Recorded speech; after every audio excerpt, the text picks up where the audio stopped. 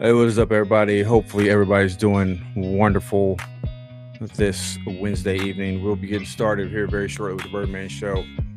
So stick around and we'll be right back.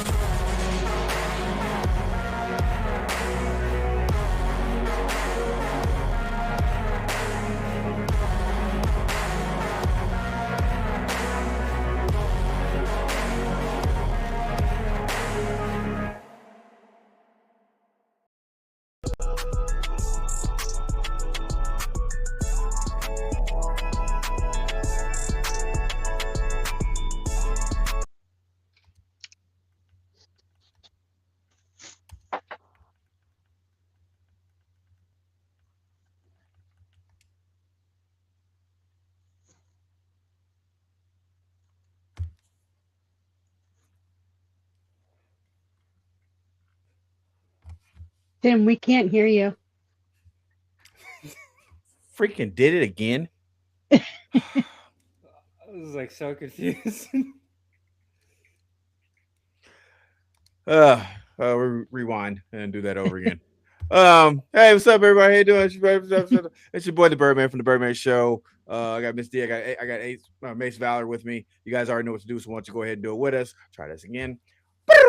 There, okay. Blah, blah, blah. But anyways, anyways, we are here. Oh my god. I can tell you, I'm still trying to get used to the studio. Like I said, normally we do those cutscenes, they automatically turn everything on. So I just kind of forgot again.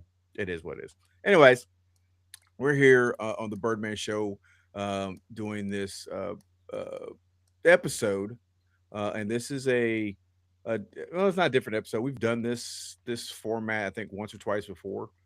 So this is going to be a let's talk about it episode. Now I think this is going to be the first one Mace Valor is going to be on. So this ought to be fun. I can give you a quick rundown, but first I got to say what's up to my co-host. I got to say what's up to Mace Valor. I got to say what's up to Miss D. Of course, you know how we do, ladies first. Miss D, how are you doing? I am doing all right. I'm actually up in Maine, up at my besties. I'll be heading home tomorrow. Um, Awesome. so I may have to jump out a little bit early tonight. Um, but no, I'm doing pretty good. Doing pretty good. Good, good, good. Mace Valor, my man, how are you feeling? Oh, you know me, I'm doing good. Better than I deserve, as old Dave Ramsey would say. But yeah, Right? overall, like doing nice. Glad to be here on this version of the show tonight. Yeah, I'm glad to have you here. Um, Gotta say what's up to Tabs. I threw that up there. I'll throw it back up there again. Hello, Tabs. How you doing, sis? Hope you're doing well. I know trying to get everybody used to getting on this platform, it's a doozy. Like I said, we are still on YouTube. Um, like I said, we have our chat within, or we also have Rumble, which I just looked at. Um, and I'm gonna have to do something because right now we're not on Rumble, and I don't know what happened. No, it just keeps That's that's replaying. yeah, it keeps replaying that one thing. Okay, so I'm gonna. What the heck? Why did it not? Oh, for the love of God! You got to be kidding me. Anyways, Praise be. I, yeah, I'll work on that. I don't know if it's gonna allow me to do it since we're live now, but I'll work on that. I'll try to get that going. If push comes to shove, I'll just upload it to Rumble later.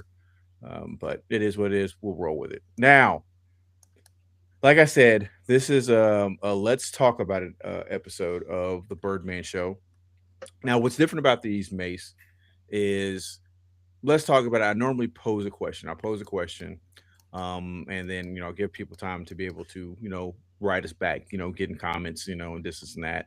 And I posted a video. I think it was yesterday, talking about what we're going to be talking about tonight.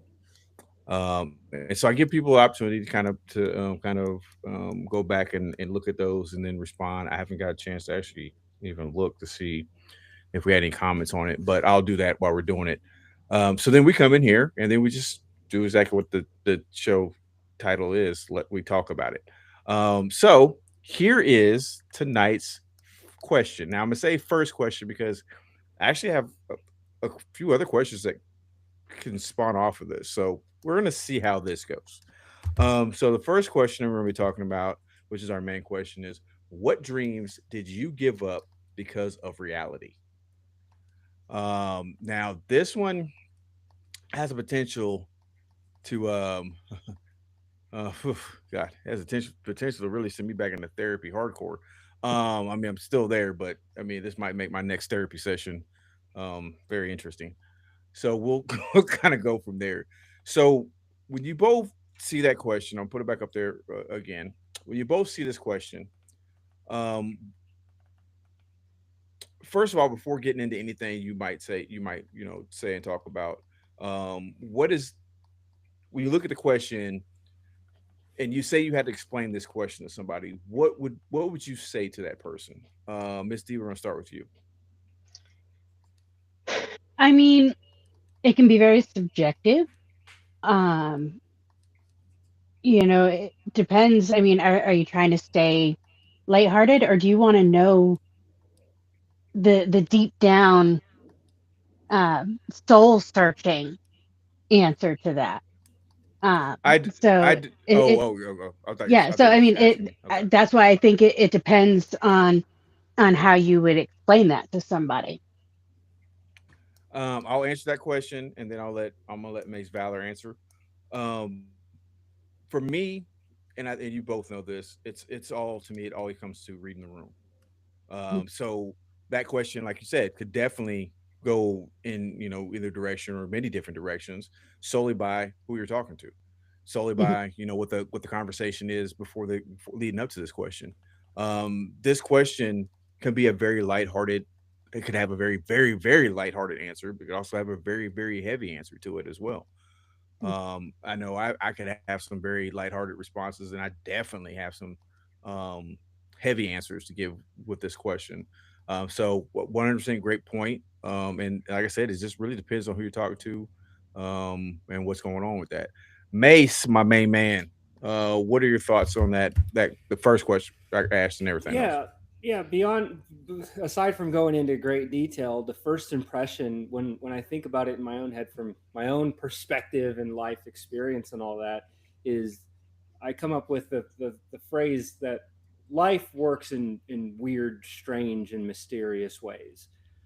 It's like this concept of having to settle into reality and dealing with the motions of life with the systems that we have in place, and then over time, just unexpectedly, you being re-delivered upon a path that you thought that you walked away from, but you continued to get to it despite just it not working out the way that you had envisioned. Hmm. Yeah, I mean that's great. That's great. I mean, both answers that you both gave me were right along the lines of what this could be. Both explanations are spot on. So we're gonna kind of start getting into this. I'm kind of typing some stuff up. So I'm gonna start with you, Miss D. Um, when you think about this question, Mhm. what could you say is one dream that you said you might have had to give up because of reality, and then kind of go into it as much as you want to. I tell anybody when we do this type of thing, you give us as much as you want to give us. I never try to pry when it comes to anything. I don't ever try to open up old wounds. Even though I'm Mhm. gonna be I'm gonna be gashing up some old wounds when it comes to me. But I never push anybody to do anything. So you give us as much information as you want to, or talk about whatever you want to on that. Okay. I mean, I go back to when I was in high school, um, close to 30 years ago, um, when I wanted to join the military. I wanted to be a fighter pilot in the absolute worst way. I remember, being 8, 9 years old, watching Top Gun, and Mm. I wanted to be a fighter pilot. Um, and reality shot that down real quick. I had the ASVAB score. That wasn't an issue. Um, but medically, I wasn't cleared for the military, any branch. And on top of that, back in the 90s, women were not flying in combat. So that was a hard pill for me to swallow because I've always kind of pushed that, just because I'm a woman doesn't mean that I can't do something. I mean, obviously, if I physically cannot do something, I'll take that L. But um, you know, it, it just because I have ovaries doesn't mean I can't do something. Right. Um, you know, but yeah, no, that was the hardest one at a teenage perspective, young adult to really kind of wrap my head around. That was like the first dream that was crushed. Yeah. And you hate saying it like that, but man, yeah, I get it. Trust me, I get it. Um, Mace, what about you, bro? Yeah, so from what I described, the because I've told this weird story before. So when I was a kid, I had three dreams and ambitions, right? Growing up with my friends and stuff. And what do you want to do when you grow up? And me and my friends, like, we had parents that were at one point in the military, so that had inspired us. Oh, we want to be in the military, and we love playing like military games and stuff, like video Right. games and stuff like that. So one thing on my life bucket list was to be in the military. Another one was to I loved like the Food Network and all those celebrity chefs. So, like, I grew up watching like Emerald and all that stuff. And then my other one was the big thing. Like, if you the way that you know that you made it in America is if you live in New York City, right? So I wanted to live in New York. So life happens, and obviously I graduate from high school, but I don't go into college. I end up joining the military as a cook, getting stationed at Fort Drum. So it's like my childhood dreams had come true, but in the worst way imaginable. A freaking man. And I mean, speaking on that too, man. Like um, I mean, kind of. Okay, so not really going into one of mine, but it kind of hits on some of those. Okay, so like, yeah, I mean, I was with you, man. You see all this, you see the movies and stuff. You see New York City, the Big Apple. You know what I'm saying? You're thinking like, man, that would be so dope just to live there. You know what I'm saying? Be in that kind of environment. You know what I'm saying? All the stuff you could do every single day. You know what I'm saying? And then growing up, my father, he was a Marine, and being around other military personnel, growing up, it was. I've always wanted to be in the military, so a lot like you as well. And I had to take a different path. My grandmother, and I'm gonna start getting into one of mine. My grandmother, who went through um, Vietnam with my father, and it was tough on her, especially given. I mean, we all hear the stories, seen the movies. Um, of things that happened in Vietnam, and knowing that her oldest son was over there, not only just her son, her eldest child was over there, doing all that stuff. Now, luckily, my father was not infantry, um, but he was still stationed over in Okinawa. So just the fact that you have that time, you have that possibility of seeing combat. I don't care what your MOS is. I don't care what your job is. You get deployed. There's a good chance you're going to see combat. Um, and it might come in different forms. So you just never know.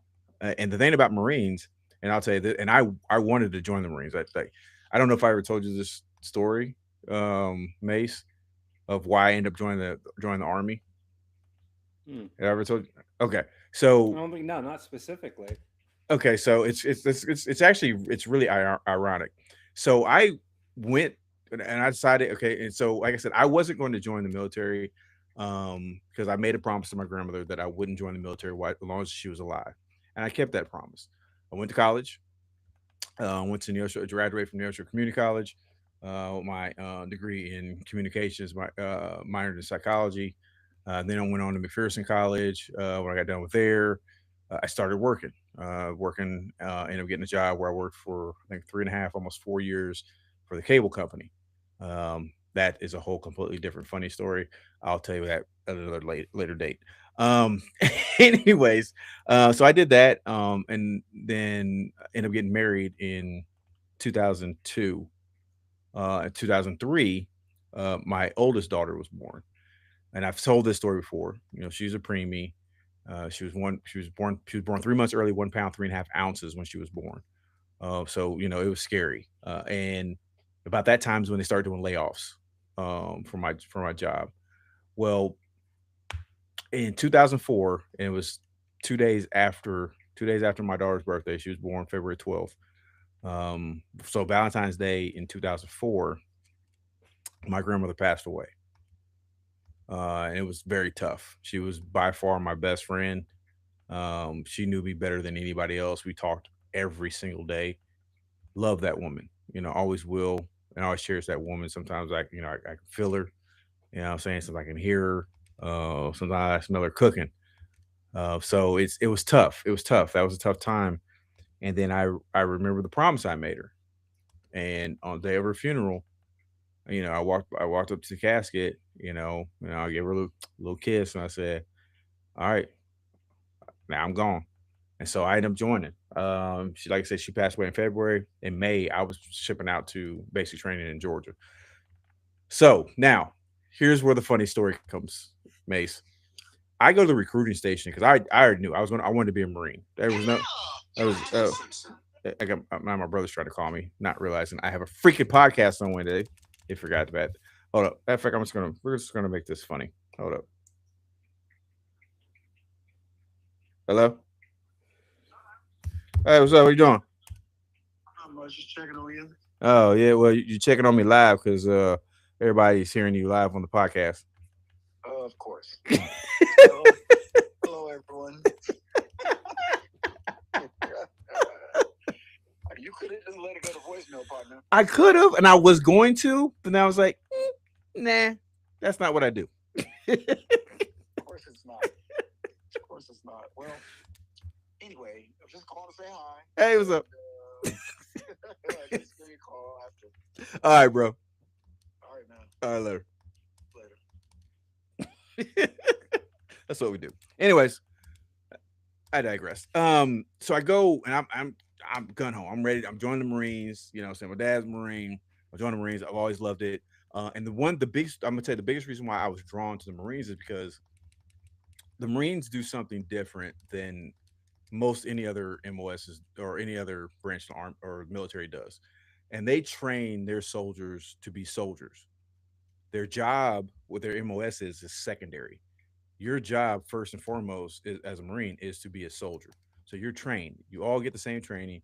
You train that way, from the time you're in to the time you're out.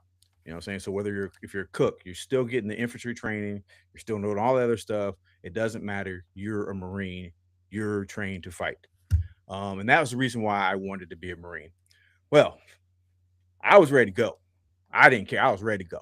Get to the recruiting station. I'd already talked to the recruiter, and he's like, "Yeah, come on down." So I'm sitting there, and he's not there. Didn't show up. Don't know where the heck he was. So I'm sitting there, and so the army recruiter comes up to me, starts talking to me, and he starts giving me this spiel, blah blah blah. I'm like, you know what? Forget it. Branch is a branch. You know what I'm saying? A branch is a branch. I'm just gonna go ahead. And that's before I knew anything. Because if I had to do it all over again, I probably would have joined the Air Force. Um, much better food. Anyways, so that's what happened. Now this is why it's funny because I go through and and then Monty and I we meet up later, in life and in the army. I get home after I think it was my third deployment. I go home, go see my parents, and I'm telling my dad we're talking, and then this story comes up, and he was like, "Are you serious?" I was like, "Yeah," and he just kind of looks at me, and he just gives me this really weird look, and then he just starts laughing. I was like, "What's okay? What's so funny?" He was like, "Well, the same thing happened to me." He said, "I went to go join the army. The army recruiter wasn't there, so I ended up joining the Marines." Yeah, I was like, "Wait, what?" It's like he's like, "Yeah." He's like, "I wanted." He said, "I always wanted to be in the army. I didn't want." I said, "It wasn't that I didn't want to be a Marine, but I always wanted to be in the army." I was like, "Are you got to be kidding me?" So that was like the crazy weird connection that we had on that subject. But for me, like I said, I was a lot like you, there, Mace. I always wanted to live in New York. It was either New York, Boston, or Miami. Those are the three major places I wanted to live. And in a I said very close third would probably be Hawaii. So those are the places I wanted to be. I originally joined the military because of all the military movies I watched. You know what I'm saying? Because of my father. I wanted to go over. I wanted to be like Rambo. I wanted to, be like Chuck Norris in Delta Force. I want to jump out of planes on a motorcycle that motorcycle is shooting machine guns off of it.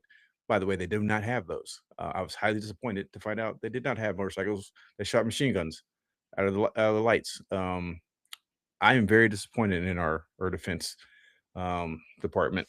Anyways, hopefully they get that crap straight. But for me, my first reality check came right before my daughter was born. Um, when I realized, um, like when I say right before, I mean like literally the days before she was born, that I realized I wasn't going to be able to do half the stuff, not even come close to doing half the stuff I wanted to do, because I'm going to be a father. I had no idea what I was going to be doing. Um, and then after she was born, I knew she was going to have she could have had possibly have tons of medical complications, and it scared the crap out of me. I wanted at that time I was trying to get myself straight, get myself physically ready because I was going to do a tryout for a minor league basketball team at that time, and I had to let that go. You know what I'm saying? For me, I had to let that go, and I just didn't know because I honestly wasn't preparing myself for anything else. I mean, yeah, I graduated with a degree in communications, but let's be honest, a degree in communications, it's kind of a blanket degree. You can use it anywhere. You can use it for anything. Unless you really nail down a particular area you're gonna go into, which mine kind of was television production, but even still with that, I mean, I could go like on a movie set or a TV set and just run errands and get coffee for people and say I'm using my freaking degree. Um, so it really did at that point in time really didn't matter. Um, when you think about that on that kind of level, okay, so my question now is going to be this. I didn't see. Do we have anybody in the chat? I don't know if there's anybody in the chat saying anything. Okay, so no. Okay, so my question now is going to be this now. So we're going to pivot to this. So I'm gonna ask you this question. Here's the question: have you ever felt like your dreams were too big for reality? Okay, so I want you to think about that for a second. Now we've already talked. We've hit on what dreams did you give up because of reality. So now my question is: have you ever thought that your dreams that you had were just too big for reality? So I'm gonna start with Mace Valor on this one. Since you bring that up, I don't think I actually answered the actual question of the specific dreams that I gave up. Oh, well, answer that first. Yeah, that was my initial one was kind of like a perspective based thing on what it ultimately means. But I guess like of the ones that I would give up, uh, it's another one of those. It follows the same line of logic though, and that Mm-hmm. was always writing because I was writing all through like my young life. But then I joined the military, and then you don't really have as much time for things like that. And Yeah. eventually, years later, finally, by the time I turned 30, I was able to start publishing. But yeah, it's just one of those things where, as I had said before, it's like we have these goals and ambitions, but we just don't know where they're going to go because a lot of that stuff takes a back seat. So, what was the second question, real quick? Okay, so the second question is: have you ever felt like your dreams were too big for reality? Yeah, so that was like another one is that so for me, I'm the kind of person where my mind's like all over the place, and I always have to have like one project or another. And there are times where I feel that the envisionment of whatever I'm working towards in my head, it's just I don't want to use the word unobtainable because as I've known through my experience in life, as long as you dedicate enough time and effort and energy and you put the work in, you can pretty much accomplish close to whatever you envision or some Mm-hmm. variation of it. But there are particular mental trappings I know for me where I'll have a particular vision, and that if things kind of don't go according to like what my own thoughts are, um, it kind of becomes disheartening. And so that feedback loop of kind of amping myself up, it gets to the point where it works the same opposite way, where I'm over noticing that things aren't going the way that I want them or the way that I plan them. And instead of just acknowledging the lack of control I have over things, it's like kind of like this self defeating thing. So over time, as I've gotten older, it's kind of been more about acknowledging reality for what it is Mm-hmm. and um, appreciating life humbling you as opposed to like being too hard on yourself over it because yeah, like I'll have a like prime example with my first book. I had a particular like hope, dream, and envision for it, but it was rough because it was my first book. Obviously no one knows who I am. So but Right. I think the hardest part about that, it was basically like family didn't even read it, and that was like the really really hard part was that you're amping me up my entire life. You won't read anything that I'm writing to give me feedback. Oh, we'll just read it when you're done with it. I'm done with the book, but you want me to give you a free copy. I give you a free copy. Enough time goes on, you don't even look at the damn thing, and it's like so I'm getting lost somewhere. Somewhere I'm answering the damn question, No, you're not. but it's one of You're those answering the humbling question. things. It's those humbling things where it's Mm-hmm. like, am I really ultimately doing this because it's something I love, or is it the byproduct of the praise and admiration? Is that why I'm ultimately doing it? Which is why I've kind of gotten to the point where it doesn't even matter. I just write to write. Like, you know, it's that's the solution. That's the way that I found it to be far more peaceful, is to not really care about whatever potentiality could come from it. I just care about the process of doing it, and I've actually enjoyed it far more than before. Because yeah, when you're especially when you're young and you look at the world and you see the success of others and you're like, oh, I want a slice of whatever that is, and then you get it Yeah. in your head. So yeah, getting humbled by life isn't so bad. It sucks in the moment, but it works out. Oh, it definitely sucks in the moment. Miss D, what are your thoughts? Well, I mean, we know I'm a bit squirrely and I've got ADHD. That term, jack of all trade, master of none. Yeah. Hi, I get into projects, I start doing things, I'm super passionate about it at that moment, and then I'm not. Yeah. So that's kind of a dream killer in its own right, Yeah. because, what, been there, done that. Okay, move on to the next. Yeah. So okay, so let's keep along the lines with that because you Mhm. both said some things there. And so I'm gonna ask this question now, kind of bounce off. This is not even on part. It's not even part of my notes that I have. So, what in your opinion, and you can give your own personal perspective. You can give a perspective from conversations you've had with others. You can give your perspective as far as what you think in general about it. But what do you think is the overall reason why um, most people, like I said, speak from your own perspective, really don't achieve their dreams? Because I know with you, Miss D, you just said, sometimes you get started on something and you kind of back away with it. And with you, Mace, you talked about the fact that you were trying to do some of the stuff, but then you weren't getting that type of feedback and stuff from your family and people that you feel that you really should get that type of feedback support. And I think it really does come down to a lot of support. But what do you think is probably, in your opinion, one of the main reasons? And let's you know what, let's just keep it personal. What do you think is the main one of the main reasons that you have not reached your dreams and your goals or what, or maybe goals, whatever? We'll start with you this time, Miss D.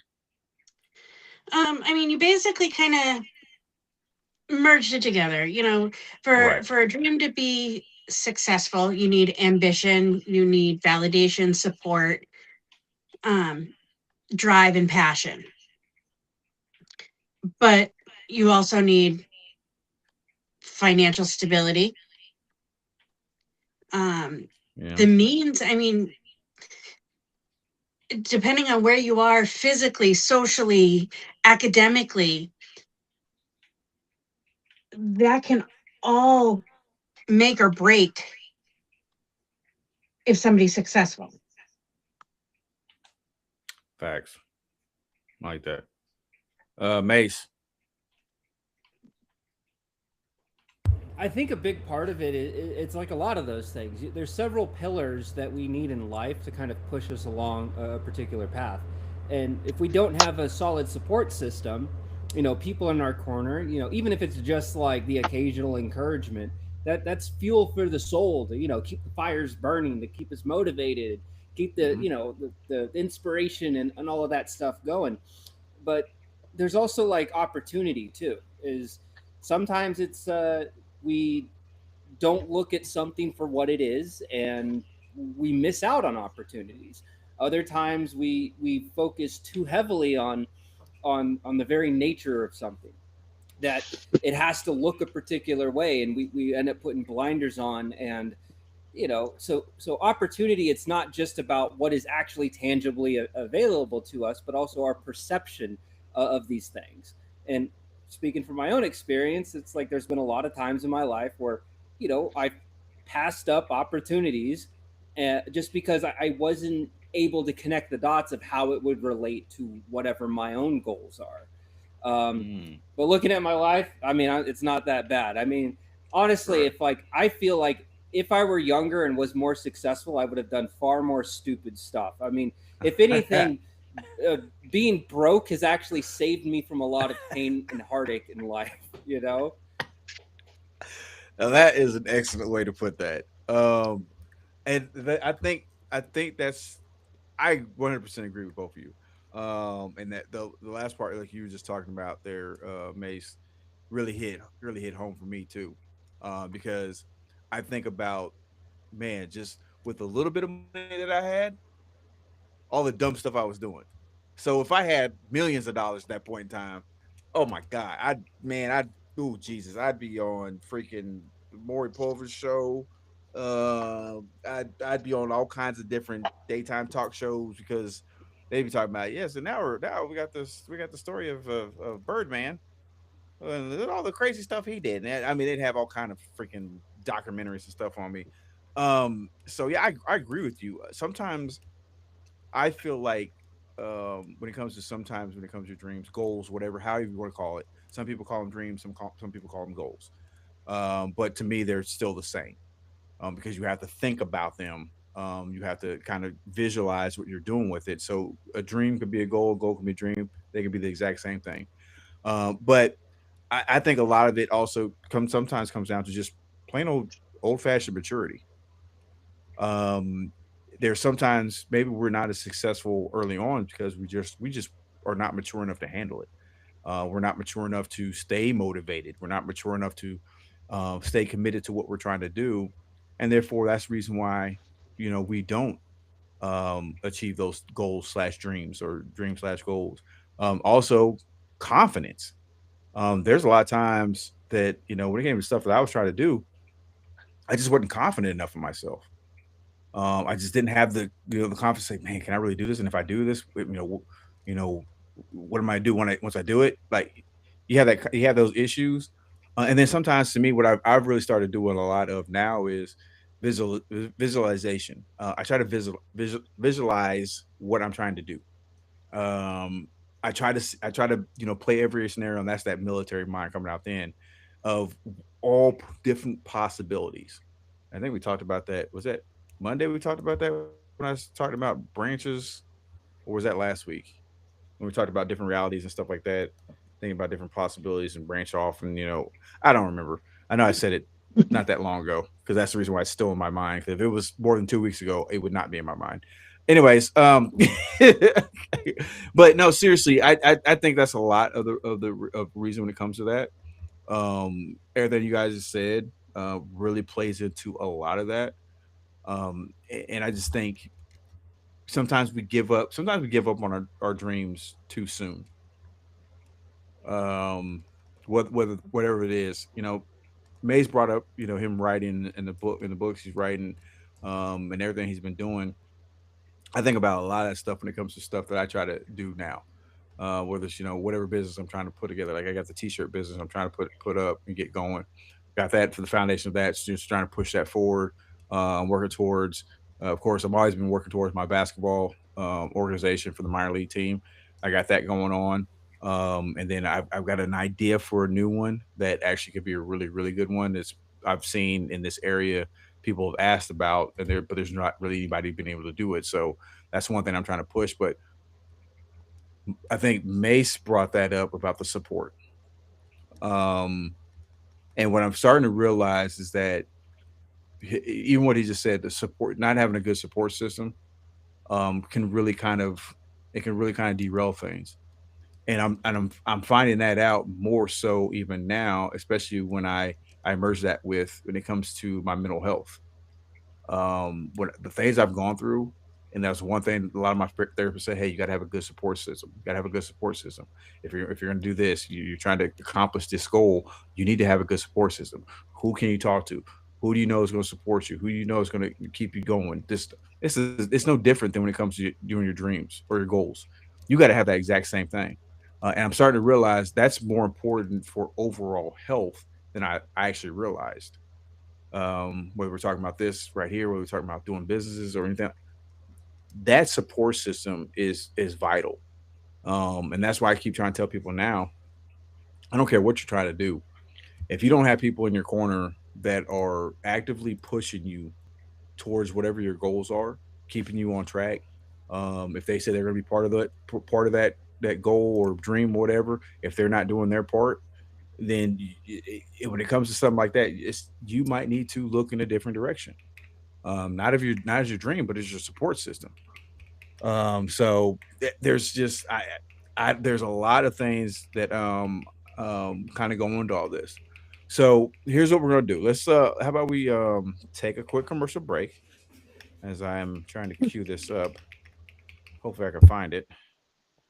Maybe I just skip a commercial or two. No, so we got it here. Um, we're gonna we're gonna take a real quick commercial break, and when we come back, We're going to get into a few more questions that we got going on here. And I'm going to definitely hear from our co host. We'll check out what's going on with everything else.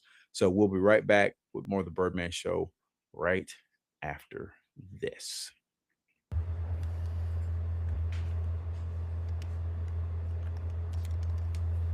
Maybe.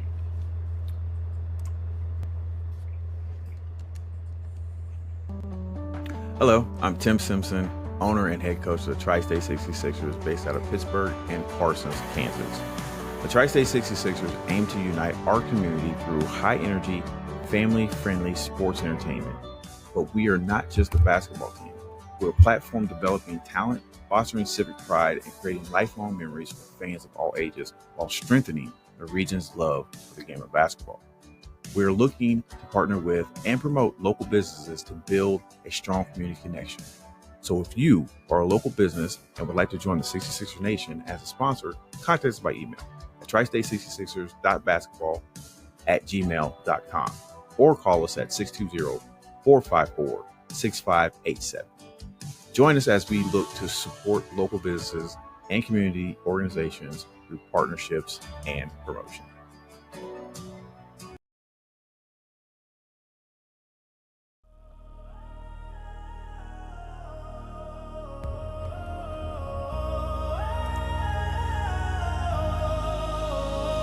The playbook was written in ink, or so they said. But the field changed the moment that we What moved is up, ahead. everybody? How you doing? It's your boy, the Circumstances Birdman shift, from the shadows start to Birdman grow. Show. In the script we memorize, it's time to let it go. How you guys doing? Hope everybody's having a great day. We're here on the Birdman Show podcast. We're having a very fun Let's Talk About It edition to the episode. Gotta say what's up to my co-host right now. I got Miss D, and I've got Mace Valor joining me as well. This thing is, good God, that thing is, Jesus. Yeah, I'm gonna have to work that out too. Good God Almighty. Anyways, I got a lot of bugs to work out here. Anyways, like I said, I got Mace Valor with me. I got Miss D joining me. How are you guys doing so far? Miss D, we'll start with you. So far, so good. So far, so good. All right, good, good, So good. far, so good. All right, Mace, how you doing? I'm great. You're Tony the Tiger now. Wonderful. Yeah.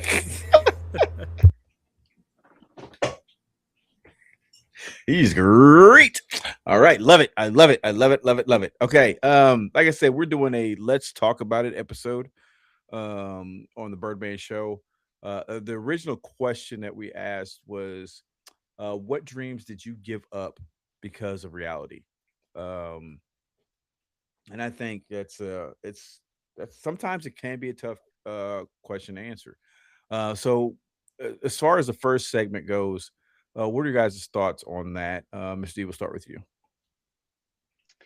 I mean, I definitely think that we're kind of along the same lines is why people give up dreams.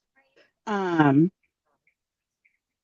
as far as again, the support structure, the ability. I mean, when we look at like the financial stability, the mental stability, um, but then we also have to look into the physical ability, the talents.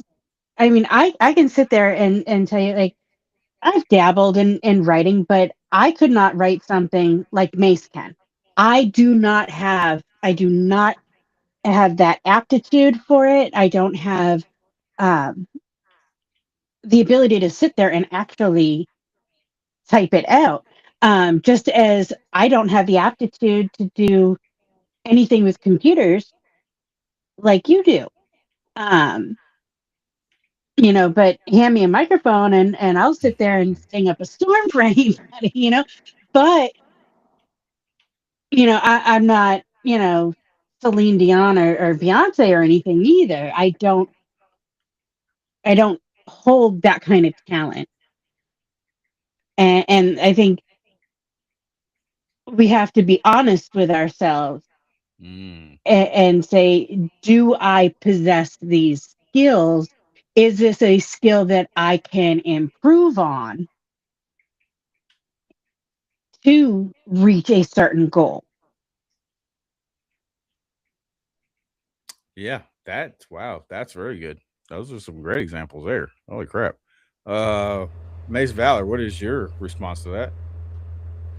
Yeah, for me, it's life works in mysterious ways. It's like we want things from the universe, and it's never really delivered to us in the package that we want, wrapped in a fashion that is presentable. It's like, hey, this is what you asked for. Here you go. Deal with it. And it's um, and it's all about trying to humble ourselves, uh, realize that life does work in weird ways, and instead of just constantly nitpicking the details, we should look at this wonderful experience for what it is, take the bad times for what they are, learn from them, try to move on, and you know the whole thing about like really truly like loving what we do and as we pursue it means a lot more than what the thing actually is, because if you don't love what you do, then if you don't love the thing that you're chasing, then what is all this for anyway?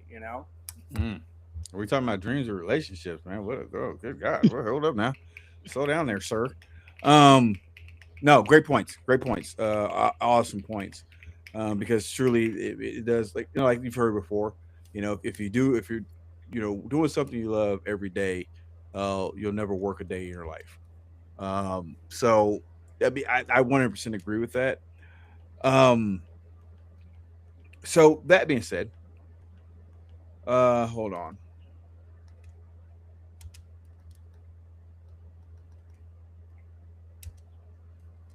Oh wow, yeah, I forgot this question was on here. I don't know. Oh wow. Let's Yeesh. get it. Okay. All right. Here we go. Whew. Okay. So my question is this: have you ever wondered if you traded your dreams for a more realistic life? Now, ooh, wait. I completely forgot about that question. That question is such a loaded question. Um, I want to hear from you guys first. Miss D, let's get it. Let's get it. Let's get it popping. Let's get it popping. What do you think about that? Have you ever wondered if you traded your dreams for a more realistic life? Whew, okay. Um, now we're gonna get a little deep. Y'all are gonna get to know Misty a little bit better. Okie dokie. Um, so I mean, you guys know Bambi is my daughter. She's my oldest daughter. Yes. I had a son before her, Jameson, who passed away when he was Mm, just about 3 years old. mm, Bambi was she was just turning 2. My children were 11 months apart. So Jameson, my oldest, and then Sally, Bambi. Yeah, I went government name. She's yeah, not watching right right? now anyway. Yeah, there you go. There you Uh, oh, I'm sure she'll smack me later, but that's okay. Um, so I married their father when I was 18. Mhm, This was after my military dreams were shot down. mm, I mean, I always wanted to be a mother. That was something that I knew was going to be a part of my life at some point. Um, I was always told that I could never have children. mm, I have a lot of issues between endometriosis, adenoid meiosis, PCOS. Basically, I have a very um, uninhabitable body. Okay? My body fights me on a regular basis. oh wow. So I was always told I would never have children. So my first husband and I had always said, well, I've always had a love for special needs children. We were going to look at eventually adopting a special needs child. And then I said, I got married 4 months after I turned 18. Uh, 6 months later, I found out I was pregnant with my son with special needs.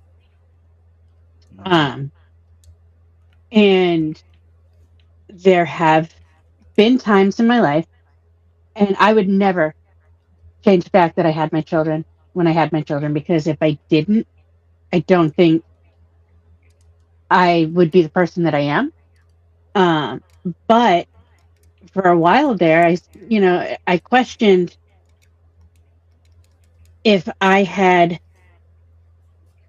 pushed that off, didn't get married right out of high school, didn't start having children right away, where would I be? What would I be doing now? Mm, mm,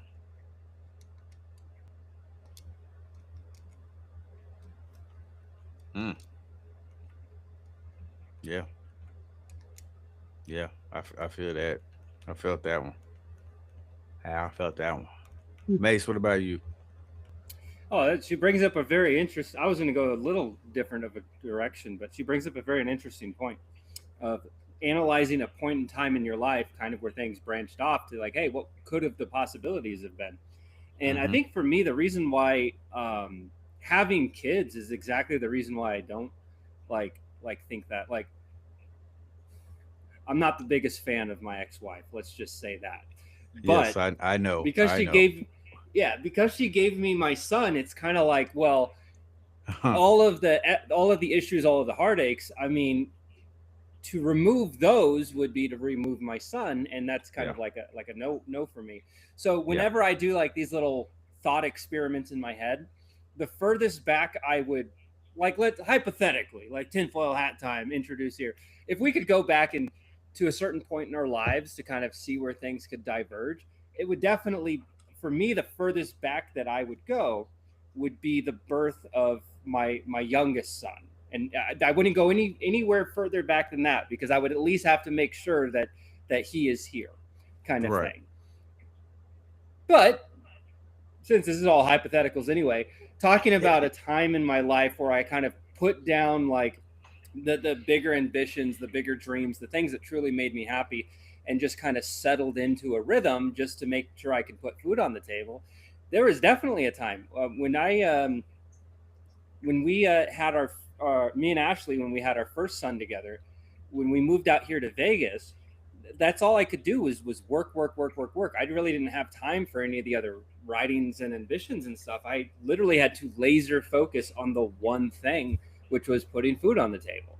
Mm-hmm. And it was a time where things were really rough, and I was working in a field that I did not like, and you know, Oh, I it, remember. I mean, I guess even to an extent before that, like when I was in college and found out that she was pregnant, I couldn't just finish the degree right then and there. You know, I eventually had to move to online stuff because I had to focus on work. I can't go to school and do the whole full time thing every day.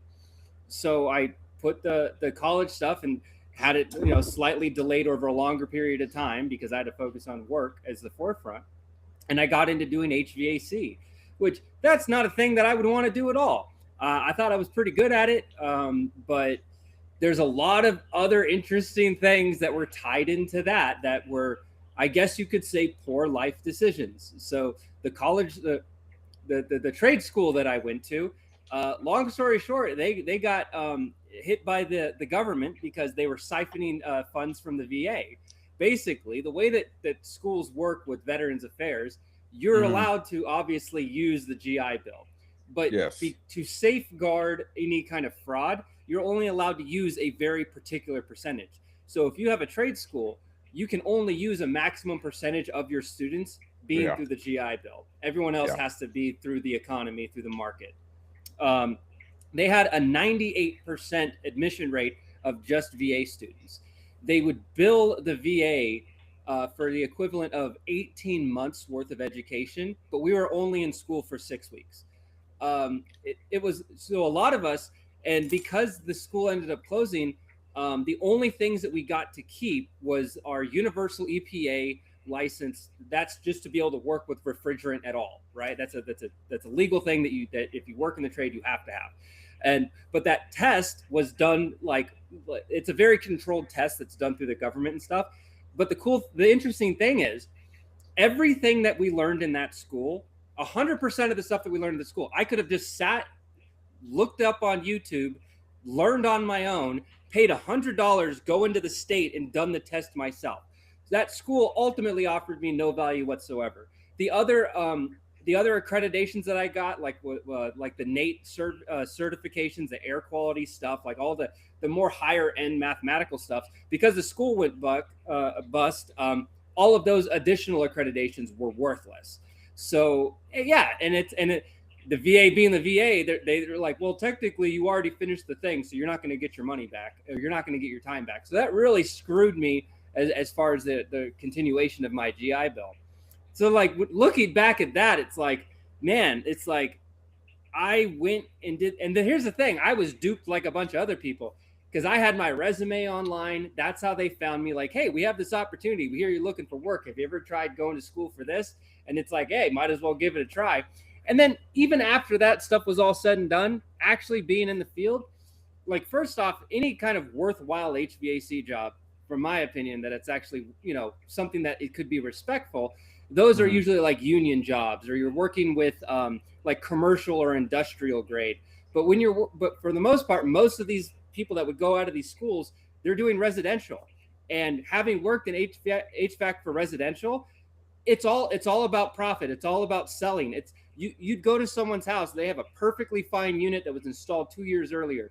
There's nothing wrong with it. They don't need anything at all. But because you don't get paid unless you sell something, it's a sales job. Even though you go to school, you know all the stuff. And the one thing about the school that was cool, they had a lot of labs. So we got a lot of hands-on work with machines.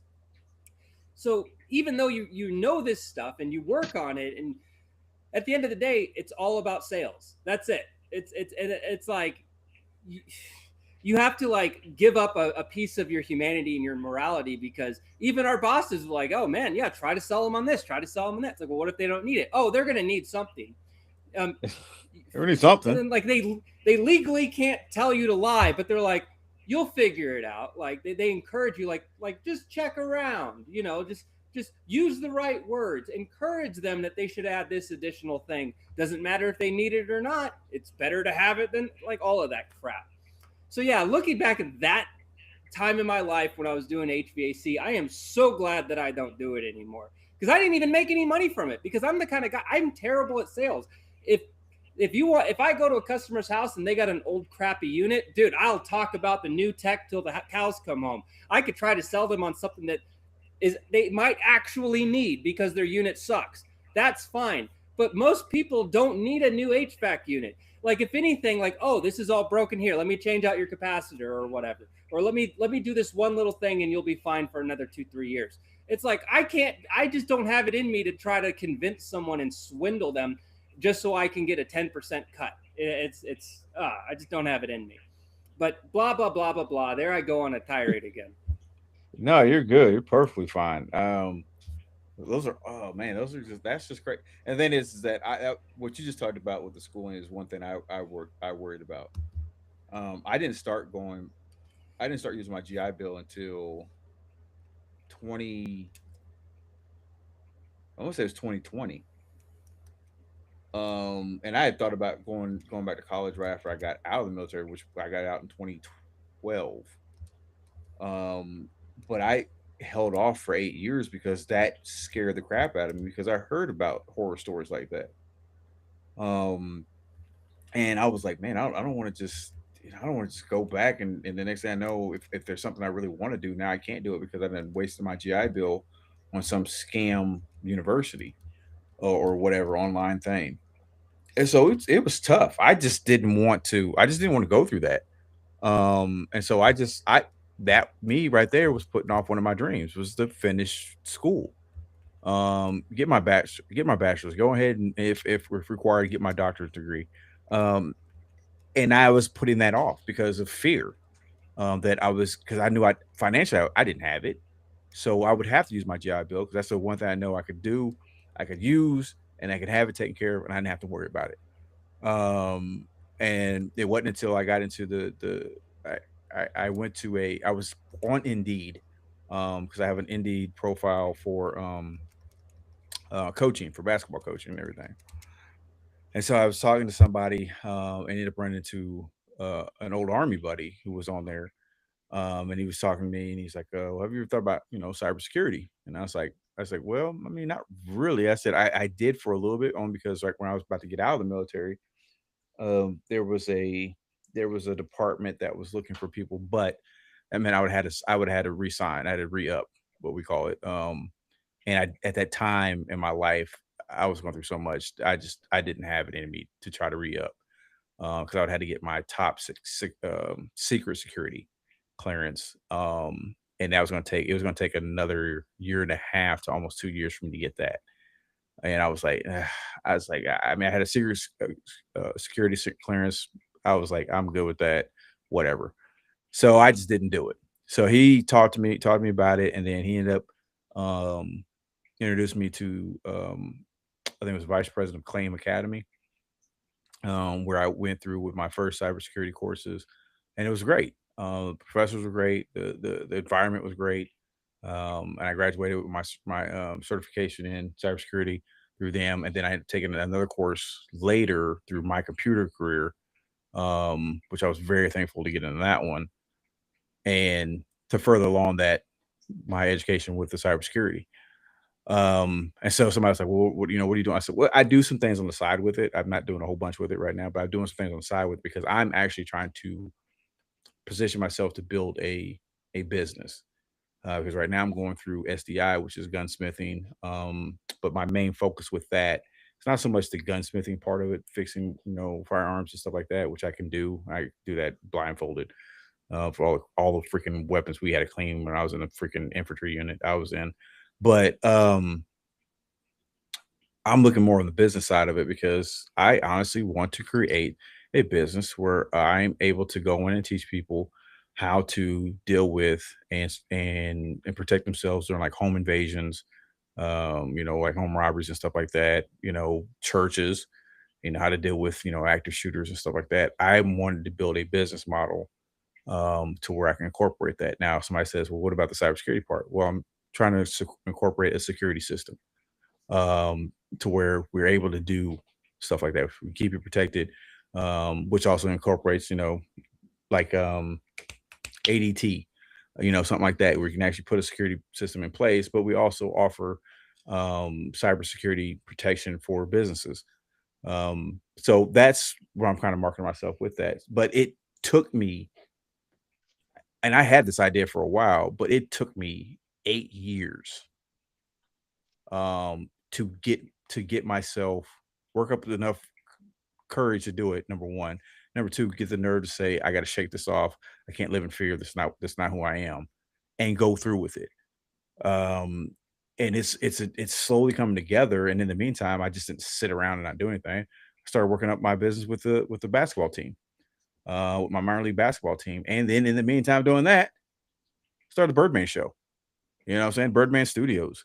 And so that's been going. It's when I think about my dreams, you know what my ultimate dream was? My ultimate dream was to be an actor.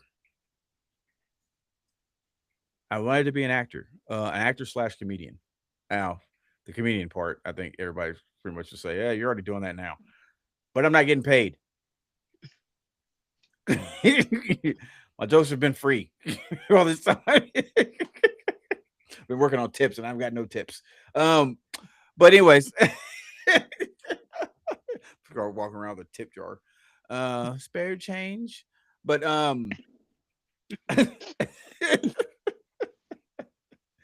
but no, seriously, that was one of my ultimate dreams, was to be an actor slash comedian, or comedian slash actor, whichever one came first.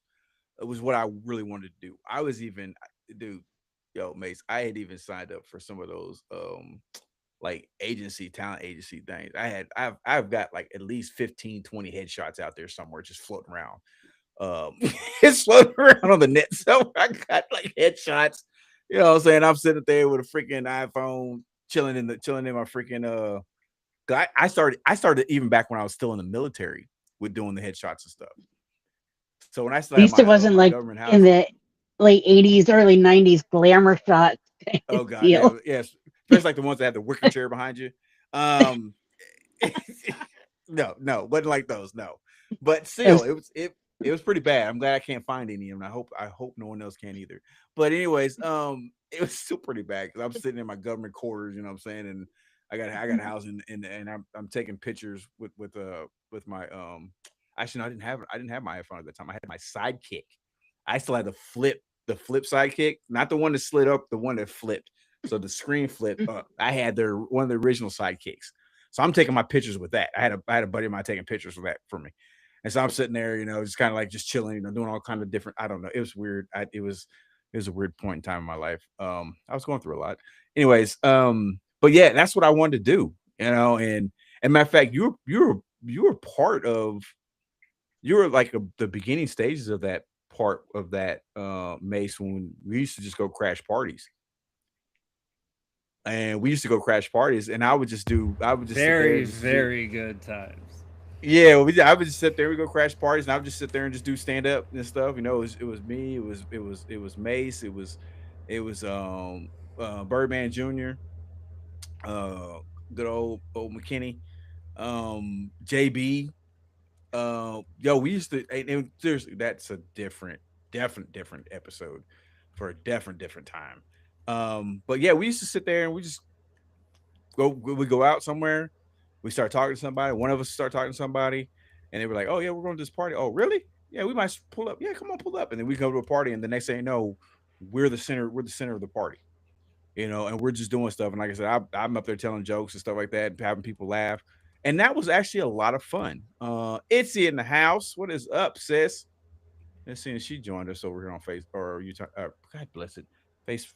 Jesus, man. There's too many. We got too many platforms. YouTube. Um, Jesus. Um. So yeah. It was a lot of fun, but that was my one of my ultimate dreams. But when it came to the stand up, it was like, man, I don't know because I don't deal well with hecklers, and so I probably would get into a lot of fights.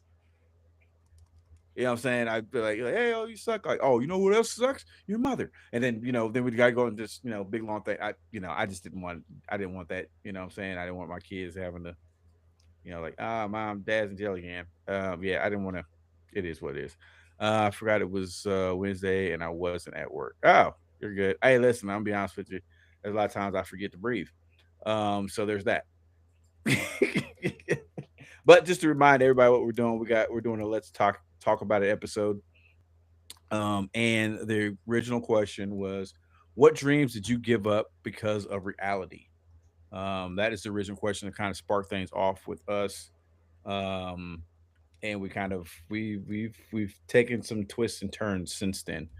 But that's what we're starting off with. Definitely, as you're jumping in, I was playing Minecraft all day and just been in a crafty. Hey, I get it. I get it. Sometimes you're just in a crafty mood. I've never played it. I know my son played it a lot. I don't know if he still. I don't think he still plays it. Um, but yeah, it's not that I just never had the time to sit down and learn how to play it. That was my only thing. So it is what it is. Okay, so how are you two feeling so far? About everything we're talking about here. Miss D, let's talk with you. Let's start with you. So far, I mean, I definitely, you know, kind of in my feels a little bit because so many things um, are relative to, I remember feeling a certain way when things didn't work out necessarily the way I wanted them to. Um, Mm. like, talking about like you wanting to be an actor and whatnot. I've always wanted to be some sort of artist, but again, there comes back to the whole, not necessarily having quite the talent, or not even necessarily having the talent. I just don't have that kind of hustle. Just kind of hustle. Well, it's true. I mean, it's like that's why I don't DJ anymore. I was DJing for a while. Yeah, I remember that. Yeah, and I don't have that kind of hustle in me anymore. I'm a grandmother now.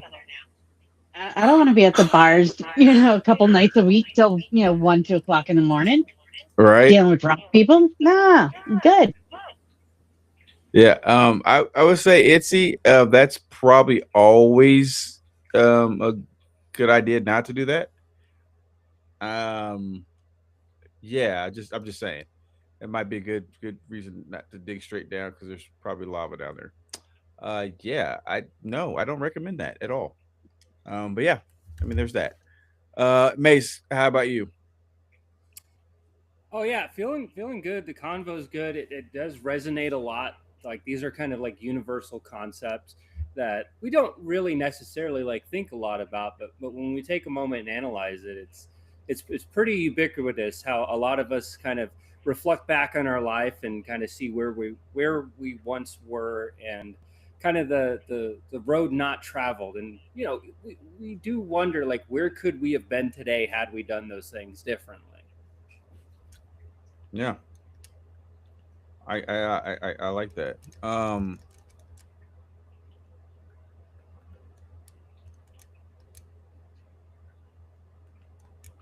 Okay, so I'm asking you guys this question.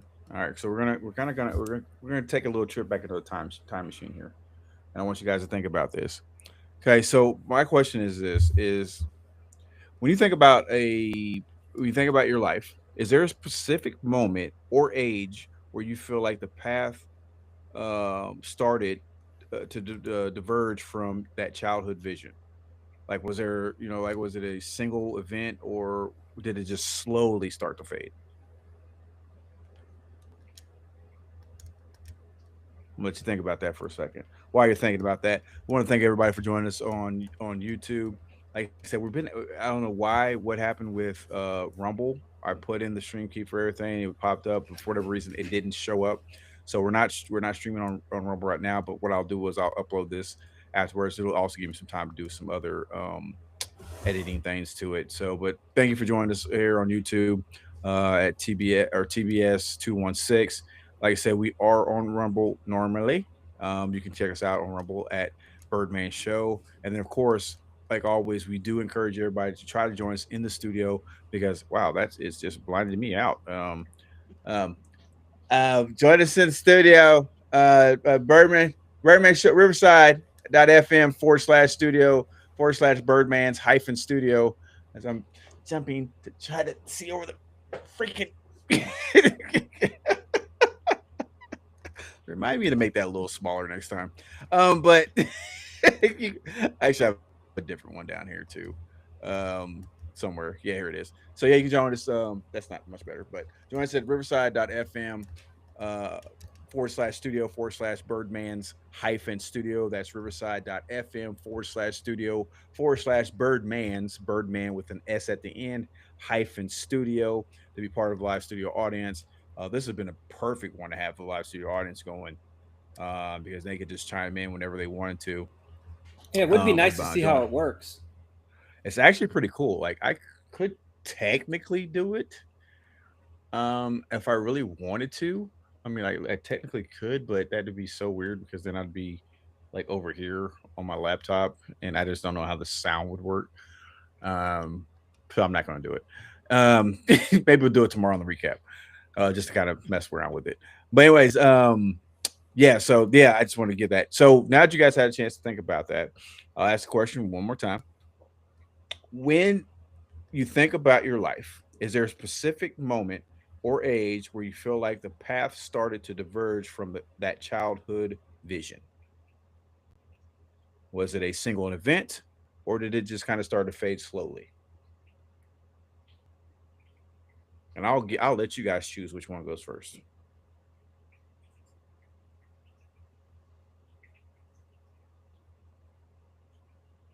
Okay, I'll choose Miss D.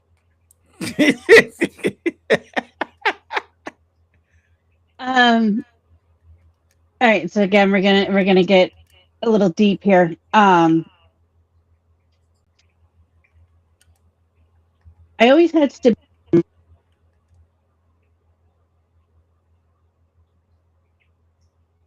Sorry, Oh, oh, Bambi oh, was sorry. trying to FaceTime me.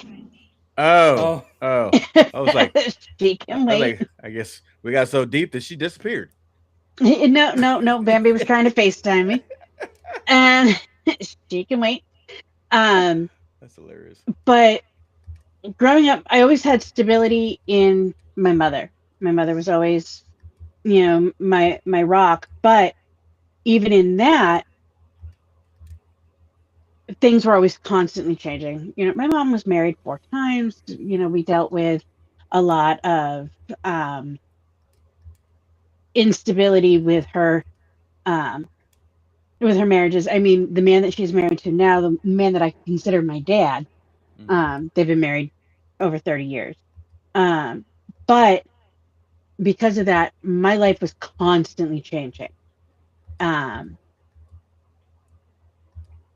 and I just kind of learned to go with the flow. Um, Right. and then add in to that, you know, we grew up poor. When she met her husband now, my dad, um, it was carnival circuits. He worked the carnival circuits all his life. And I mean, I was on the road at 11 years old as, I was working in carnival games. It was a family run business and I was good at it. Again, I don't have that kind of hustle in me anymore. Even my parents are retired from it. Um, but I never really had that stability to see a change. So I can't really give you an answer in that. I've just kind of always looked at it as every day is a new day, and take it at that. And um, any dreams or ambitions that I have, I'll get there someday. Mm-hmm. Okay. I like that answer. Mace Valor. Yeah. So if I had to pick a time in my life that would have really diverged things into a different path, just ballparking here, February 10th, 2007. Ballpark, just ballparking. That's a really specific date. Yeah, That's not a ballpark. yeah, that's the day my dad died. Damn. Yeah, I know, getting all fucking depressing and shit. Whatever. No. So No, the reason that's not. why I say that day in particular is because a lot of those things that I mentioned, my Mhm. dad, he was in the military. It was not a wonderful experience for him. So because Mm. of that, he always urged me not to go. He was the type of dad that would have spent every single penny for me to go to college. Like that was his whole thing. Was he wanted me to get a white collar job. He didn't want me joining the military. He didn't want me working blue collar because he came from a very dysfunctional family and he sobered up in time and got his life together and all this stuff. And I was his only boy, so I was super Mm. important to him. So because of Mm. that, he was very, very adamant that I take the very stereotypical, traditional, successful path in life. That's what he wanted for me. Um, my mom, I love her to death. I know she loves me, but I can't shy from the fact that even though that's my mom, that's the person that raised me, she's still Mhm. my stepmom. So when push comes to shove, she's always going to choose my sister over me. So that's just reality. As it is what it is. So when my dad passed away, my mom didn't have any of those thoughts, feelings, concerns, or nothing. Like she got the life insurance policy and kind of had fun with it. She didn't she put some away for my sister for college, but she refused to help me with college. She didn't want to give me money for college. She didn't want to co-sign for college. Nothing. Um, I mean, hell, she actually kicked me out a few months after he died. Like that's you know we're fine now. So it's like I said, it's a long story that doesn't need to be discussed, but there are bullet points. So yeah, my life would have been completely different had my dad not died, because he would have made sure I wouldn't have joined the army early, or he Mhm. would have made sure I wouldn't have joined the army. He would have been like, no, you're not doing that. He would have made sure I didn't get married when I was 18. he would have been like, no, been there, done that. You're not doing that either. Uh, Right. because the thing that I find to be most funny is they say that, well, history doesn't repeat itself, but it tends to rhyme. Like when you take my dad's life and my life, our lives are very different. However, we hit a lot of the same beats. He joined the army young. He got married young. He had kids young. I did all of these same beats just like him, which is very interesting. And so, yeah, I think that that's the point of time in my life that things could have been very drastically different had he not passed away, you know, because just just like even surface level analyzing it, I can't even begin to think of where I would be today. And the thing is, I like my life the way it is today. You know, I'm not. Yeah. You know, I think all of, like, dude, we were in the army together. We were in the same company. We're the same unit. We had the same NCOs. So Oh I feel God. pretty Yeah. confident in saying it was dog shit. Okay, but we don't change. We don't, just because we had a bad experience because of our unit and our piss poor leadership, that doesn't change the fact that those experiences help mold us to who we are Mhm. today. So that's why I don't dwell on it too much. It's like yeah, my life could have been wildly different, but does that mean I'd be as happy as I am now? I mean, look, man, I got three boys. They drive me fucking nuts, but I love them to death. I couldn't imagine my life without those adorable tyrants, you know? And Yeah, I and feel you on that. it's just how it is. No, I feel you on that. And that's funny because there was a lot of crappy moments that we shared in the military. And even before I met you, I had even more crappy moments. But one thing you've never really ever, and no one's ever really heard me talk about, are those crappy moments. Um, because I think the people I met, the ones I definitely consider to be my brothers and sisters, the moments I spent with them far outweigh any of the crap I went through. Because even in those crappy moments, I was going through a lot of those crappy moments with those people. Monty Mace is a big one. Was one of the big ones that we went through a lot of crap together, and we were able to help each other get through it along with our group. We had a group, man. I mean, like when I was with Triple Deuce, I had a crew there. And then went over to the to the headquarters part of Triple Deuce. I had a crew there, and then when I got over to 187, you know what I'm saying, I met these knuckleheads. Like we became, and we bonded over like messed up situations. That's what's crazy. It was crazy about it. It wasn't like they were like, we were like, oh hey, we just walked in the building and we said, oh hey, my name is Simpson or da da da da. Oh yeah, no, we bonded over like crappy situations. And then we started talking. Then we started talking about the crappy situation, and then we just bounced off each other. We became friends off of that, lifelong brothers. But yeah, I think for me, um, mine was it was similar to yours is Mace. Because mine was when my grandmother died. I talked about it a little bit earlier, but when she died, I was literally lost. I had no idea what I wanted to do. You know what I'm saying? At that time I was married to my oldest daughter's mom. And when my grandmother died, I spiraled. And it wasn't like this like loud spiraling out of control. Oh my god, I'm going crazy. It was a very internal, very quiet spiral. That many people didn't know what was going on until it was late. It was too late. You know what I'm saying? By that time I joined the military, and then started that journey. But I think I got derailed after my grandmother passed away. Like I said, she was my rock. She kept things solid for me. She was somebody I could always talk to, and she was someone I always, when I had these ideas about different things I want to do, I talked to her and I bounced ideas off her, and she kept it real. Hey, I don't know about this. I don't know if that's gonna be a good idea. Or she'd say, "Hey, I don't know much about that.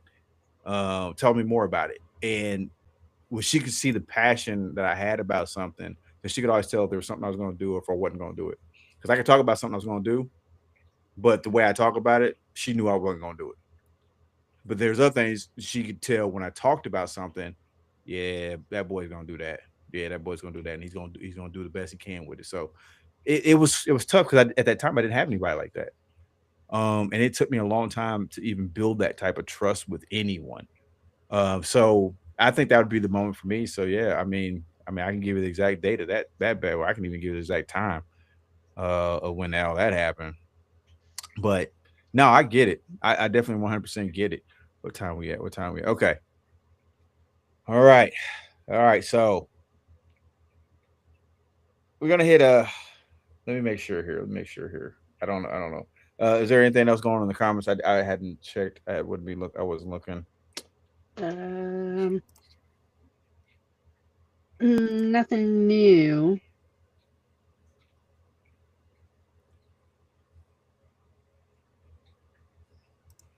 Oh wait. Okay. So now we're gonna get this. We're gonna see it's 7:26. Okay. So I got two two hard hitting questions for you. If you're like, wait a minute, that last one wasn't hard hitting. I got two hard hitting questions for you. Okay.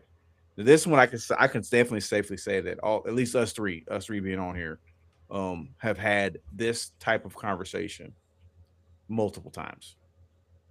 Okay. So here's the question. This one's called, and I'm gonna call this one the hard conversation. Now, this hard conversation, like I said, could either be with yourself or with someone else.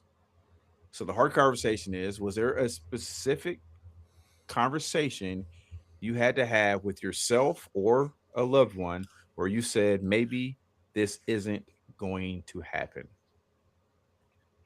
What did that internal argument sound like?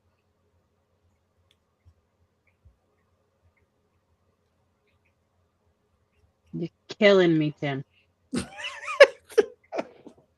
I'm sorry. I'm sorry. This is what we do, though. This is what we do. We ask these questions. Hmm. I ask myself these questions a lot. So, welcome to my world. Um, Mace, you want to start us off on this one? Well, the only thing I could think of off the top of my head, um, yeah, the knee jerk thing that comes off the top of my head is has to do with previous relationships, but Mm-hmm.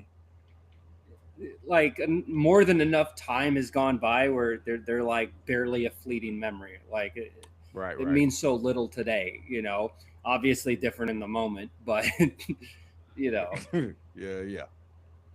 so yeah, it's hard to think of any like hard hitting, like, because I have conversations with myself of like hey, get your shit together type deals, but Right. um I mean, I guess the only thing I could reverberate is just reminding myself and humbling myself that, like, as wonderful as I think a lot of my ideas are, a lot of the projects that I put out into the world, they might be wonderful ideas to me, but that may not be the same for everybody else. So, little slight reminders, I would say, of just humbling myself and how I am presented in the world, as far as that connection goes. Okay. All right. Miss D, this one seemed to get on your skin a little bit more than. So again, this one kind of goes back to when I lost my son, Mm, mm, um, because I questioned my ability to be a good parent. Because at that time, that was what my entire personality was. I was a mom. You know, not only was I a mom, but I was a mom to a child with special needs. Not taking anything away from my daughter, but Jameson he took more of my focus. mm-hmm. Um, I mean, and Bammy and I have always been super, super close, but, you know, being there for all of his medical needs kind of Mm-hmm. took precedence. Um, and questioning am I a good mother? Because understand something, at that time is when I really dove into my addiction as well. So I'm a recovering addict. Um, and I was self-medicating dealing with that. Um, and I'm grateful for my oldest daughter because that's where I realized that I needed to get clean because I needed to be there for her. But yeah, I questioned, um, is this something I can continue to do? Can I continue to be a mother? Because that was all I really knew. And like I said, I've always wanted to be a mother. And so when I did have my children, the miracles that they are, I kind of really like dove into that. Mm. Um, but between, like I said, losing my son and then diving full, like both feet into addiction, yeah, it made me question that hard. Mm. Mm. First of all, thank you for sharing.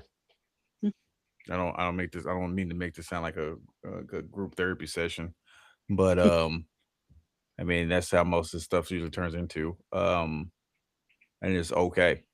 But thank you for sharing. I think that what you just shared, I think it's something that it goes on more than people care to admit. Mm, Um, I know for your situation, I know it hits mothers hard. Um, and I'll definitely say it definitely hits differently than a father. Because with a mother, you carry that child for the 9 months, sometimes longer, sometimes shorter.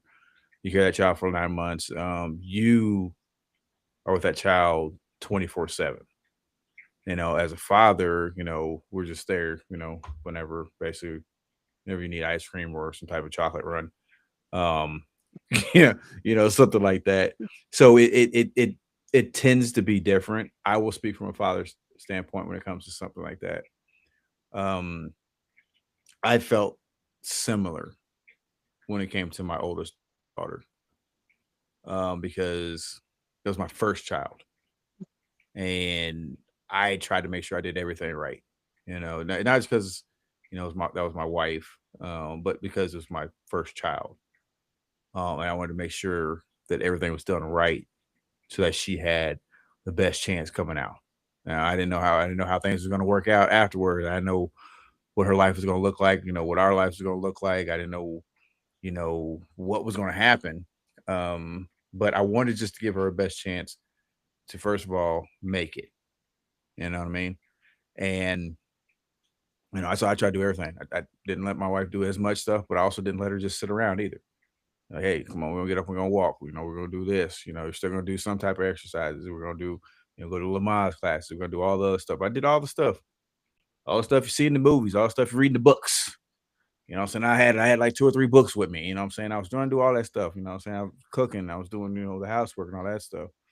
Um, and then it was like I said, she was 3 months early, so I was actually playing on a um I went to, you guys heard Genesis Health Club, right? mm, Okay, so Genesis Health Club, was big where we lived at, which was at the time was Wichita, Kansas. Well, I played on a league team for them, so they gave me a free membership to play in their leagues that they have because they wanted to be the league champions. Blah blah blah. Anyway, so I had a game that night, and at game just got over. She called me. I was like, "Hey, how you doing?" And she's like, "I'm doing all right." I was like, "Well, I'll be home in a little bit." So I got home, made sure she ate, and then she sat on the couch. She's like, I don't know if I don't feel good. So I was like, "Oh, what's wrong? Talk to me. Talk to me." I'm pulling out the books. I'm like, "Talk to me. What are you feeling here? You know what I'm saying? You lightheaded. What's going on?" And so she's like, "Yeah, I just don't know." I said, "You know what? I forget these books, man. Come on, I'm taking you to the ER." And she's like, well, I don't think I need to go to no, get up. We're going to ER. Take her to ER. Get there, and the nurse is trying to talk to me. She's like, yeah, don't worry, she's gonna be all right. And I'm not even paying attention to the nurse. I'm just looking at the time, I'm looking at my wife at the time. And I'm just looking at her, my concerns for the of course for my child and for my wife. And I'm just looking at her, and this nurse is over talking to me, and I said, ma'am. She's like, yeah. It's like, could you go do your job? Because she looks like she's about to have a seizure. And no sooner than I say that, she started having a seizure. And so that's when, of course, the gates of hell broke open. And so they end up having to rush her into the hospital, admit her, get her in the OR because her blood pressure had shot up. So now it's a fight for the baby and everything. Turns out she had preeclampsia, which I had no idea what the heck that was. Still to this day, really don't know that much about it. But all I know it's not good. And so, like I said, my daughter was born 3 months early. Like I said, I say it again, 1 pound, 3.5 ounces. You have no idea how tiny that really is. Most people don't know how tiny that really is. Um, and I've said this story before. The first outfit I bought her was from a Build-A-Bear store. It was the smallest outfit they had, and she still was too small for it. It was that outfit was still too big for her. And it was scary, And then so the whole time when I was in the operating room, the OR with her and my daughter, and they finally delivered her, and she wasn't crying. You know, my whole thought was, okay, what did I not do? What did I not do that could have prevented this? That's what's going through my mind. And the doctor, he was amazing. After they got my wife stitched up because she still wasn't out of the woods yet. They had to make sure she was okay. They had to get my daughter breathing. They got her breathing. Came out, talked to me. He's like, "Yeah, it's okay." He said, "Now I'm gonna tell you, son." He said, "There's nothing you can do. There's absolutely nothing you can do. There's nothing she could have done." He said, all intents and purposes, after looking at you guys, looking at her charts and knowing you guys and seeing what you were doing, you did everything you were supposed to. This is just something that happens. And it's tough because you, as a parent, you think your only job when it comes to your child is to make sure you do whatever they can to stay safe. This is why I get so upset with some of the cases we do and we talk about when it comes to anything that happens to children. And you get these parents to do all these unspeakable things to children. And I get so furious because number one, the child never asked to be born.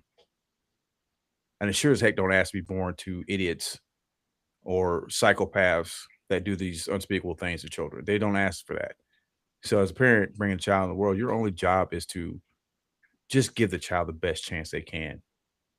We all don't come from money. Also, not all of us are dirt poor either. You know what I'm saying? And I've seen people who are dirt poor that have made it and done more for their children than people who are I consider to be millionaires and billionaires. And they've given their children a much more fuller life than people with a lot of money. Because it's not about the money; it's about the quality that you're putting into your children and you're putting into your life. And I just get upset when it comes to stuff like that. But you're 100% right. That is a tough freaking thing to go through. Is that my niece? Bambi's, Bambi's, Bambi's in the house. What's up, baby girl? Um, but no, that's tough, man. That's tough. Dealing with that. So yeah, I get it. I get it. I said I was going to hit you with another hard one, but I don't think I can't. I can't do it. I can't do another hard one. I can't. I just can't do it. Uh, I just can't do it. So I will ask this last question. We're gonna end on this. We're gonna end this last question. We'll talk about this, and then we'll start getting things set up for the recap tomorrow, which should also be very interesting. Um,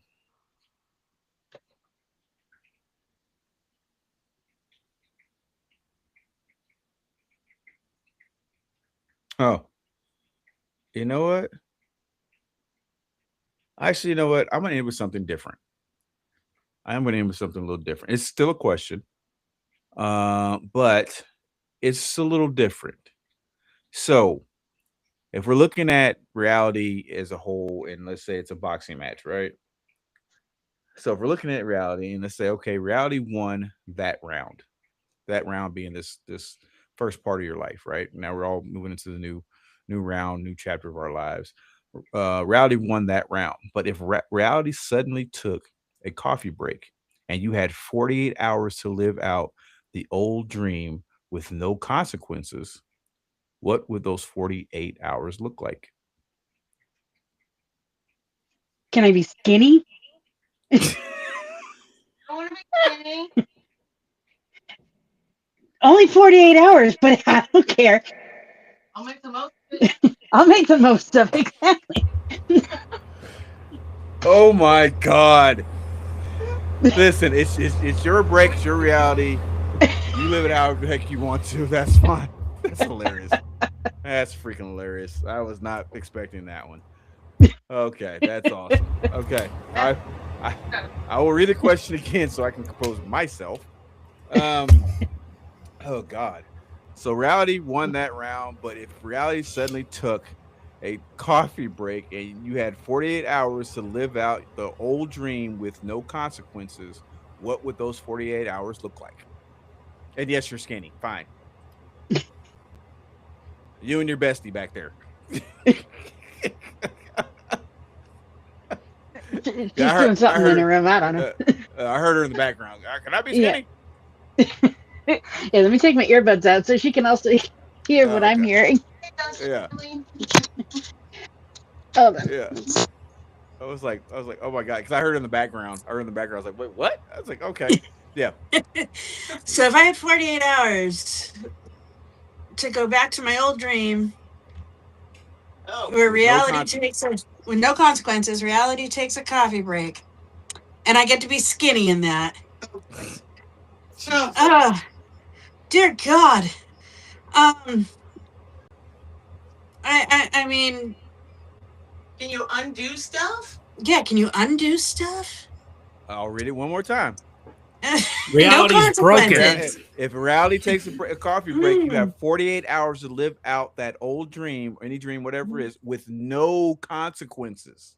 Hmm. What would your Oh, dear 48 hours God. look like? I need to think on that one. Okay, okay.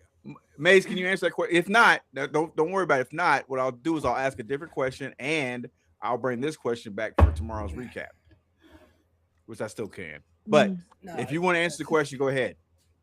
See, here's the thing. The very nature of the question is a little because you know what?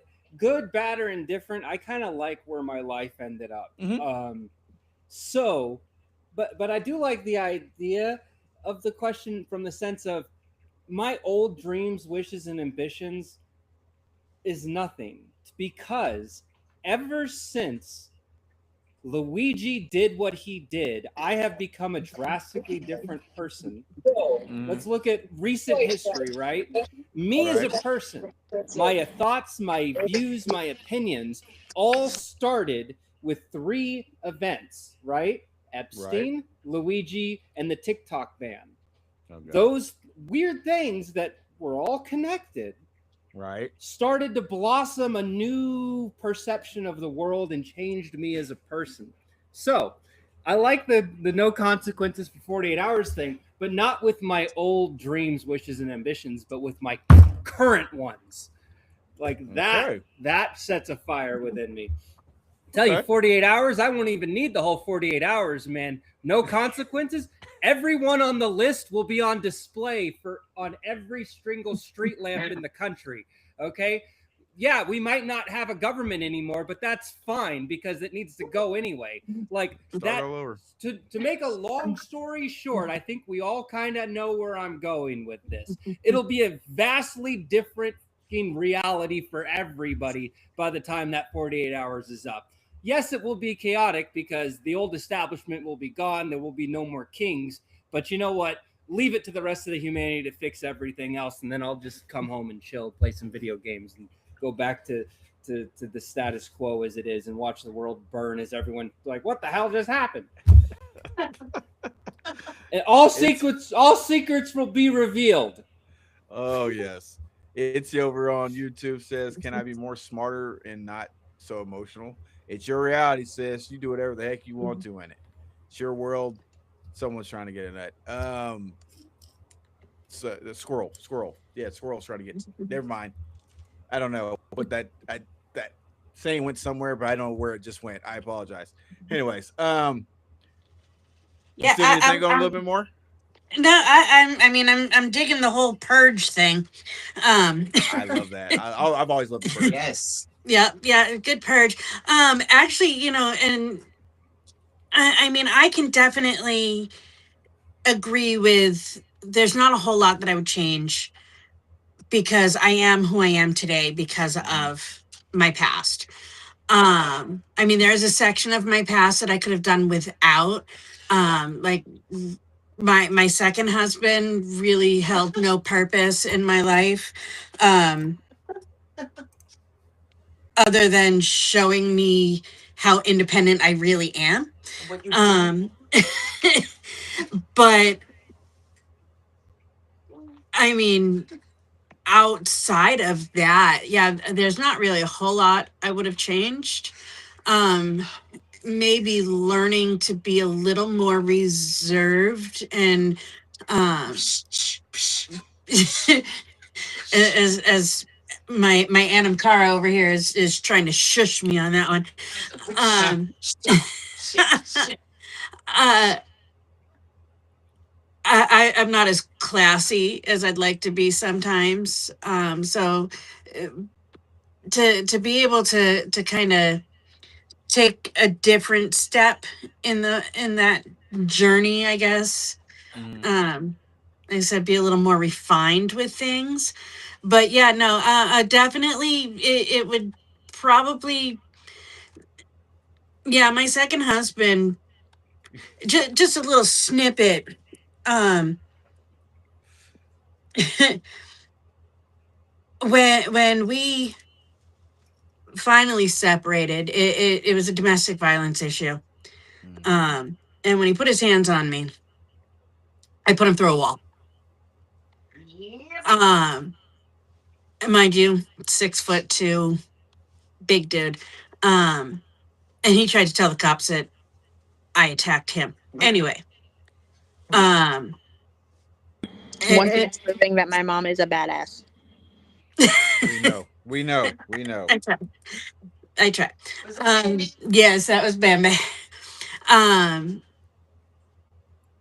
so yeah, I think if I could go back for 48 hours and change something, it would be that day. And instead of putting him through a wall, I would have probably silenced him for much longer. Yeah. Okay. I second that motion. Or put him Okay. out there in the public. Put posters up on telephone poles and shit. Eh, This man puts his hands on women. eh. I mean, there's that. Vigilante justice. Vigilante justice is was, like I said, no consequences. So don't Yeah, have like I more said, fun with that. no consequences whatsoever. Okay. Mm. So, Bams, did you hear the question? I did. It's if I could go back in time for only 48 hours and change something. Well, you don't have to go back in time. You just have you can okay, Riley takes a coffee break, but you have 48 hours to live out the old dreams. So you can be in your current state right now and you can, you have 48 hours to live out your old dream Live the life basically. you thought you'd live. Mm. You know what I'm saying, up until, like I say, what would it look like, for that 48 hours? No consequences. Um, I mean, the only dream that I can really think of that I wasn't able to do was I wanted to either join the military or something like that. Mhm. So I can't really do that in 48 hours. So I'm gonna go on the route my mom did. I would go back in time to when I was freshly 18. Mhm. I would get my PCA much sooner than I did, so that I had a career earlier on, and then I would cut my dad off earlier in life. See, that's my Okay. sitch. The only things I would change. Oh, Oh, what happened? I don't know. Oh, sorry. I was like, what happened? Oh no, my Jane was saying that the only thing with that is something like in 48 hours. So that for her, for that kind of change has long term consequences. Hmm. I couldn't go Now, just visit right a now, my thing is fantasy. this: when it comes to that, it says you have 48 hours, but it's like you have 48 hours to live out but it says you have 48 hours to live out your old dream.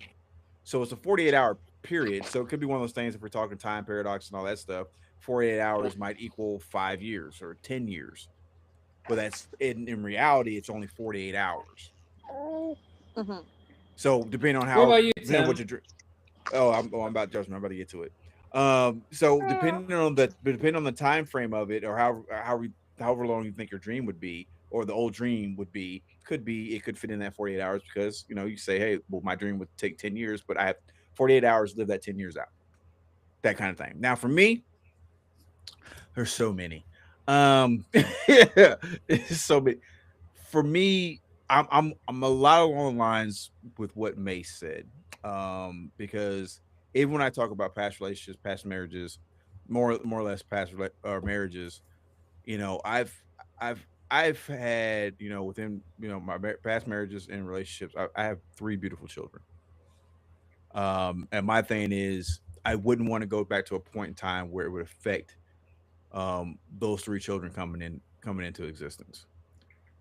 So for me, it would be definitely after the point of, and actually I'll say, oh man, actually if I had to do, I'd actually would back that up or push that forward even further, and to include my granddaughter, Rain, because that child is just such an unbelievable human being, that she amazes me every day. She also pisses me off every day, but she amazes me every day. That it amazes me because I have no blood ties with that child whatsoever. Obviously, we look nothing alike. But you would think that she has some type of DNA, that she's come from my freaking family tree somewhere along the line, just by the way she acts. And you can't tell her any different. And I don't know if you'll ever be able to tell her any different than I am not her dad. Um, and so for me, I would want to make sure, if it's not going to be something that's going to affect that in any way.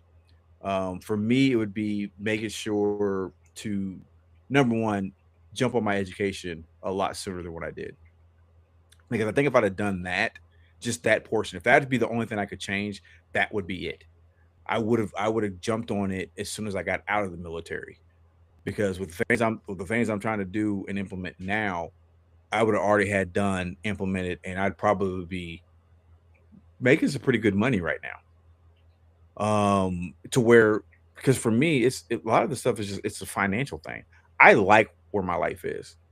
I like, I love having dads in my life. I love where we're at. But to me, it's one of those things where, oh God, this is gonna be one of those things. Especially when I talk about my marriages, I wasted a lot of time.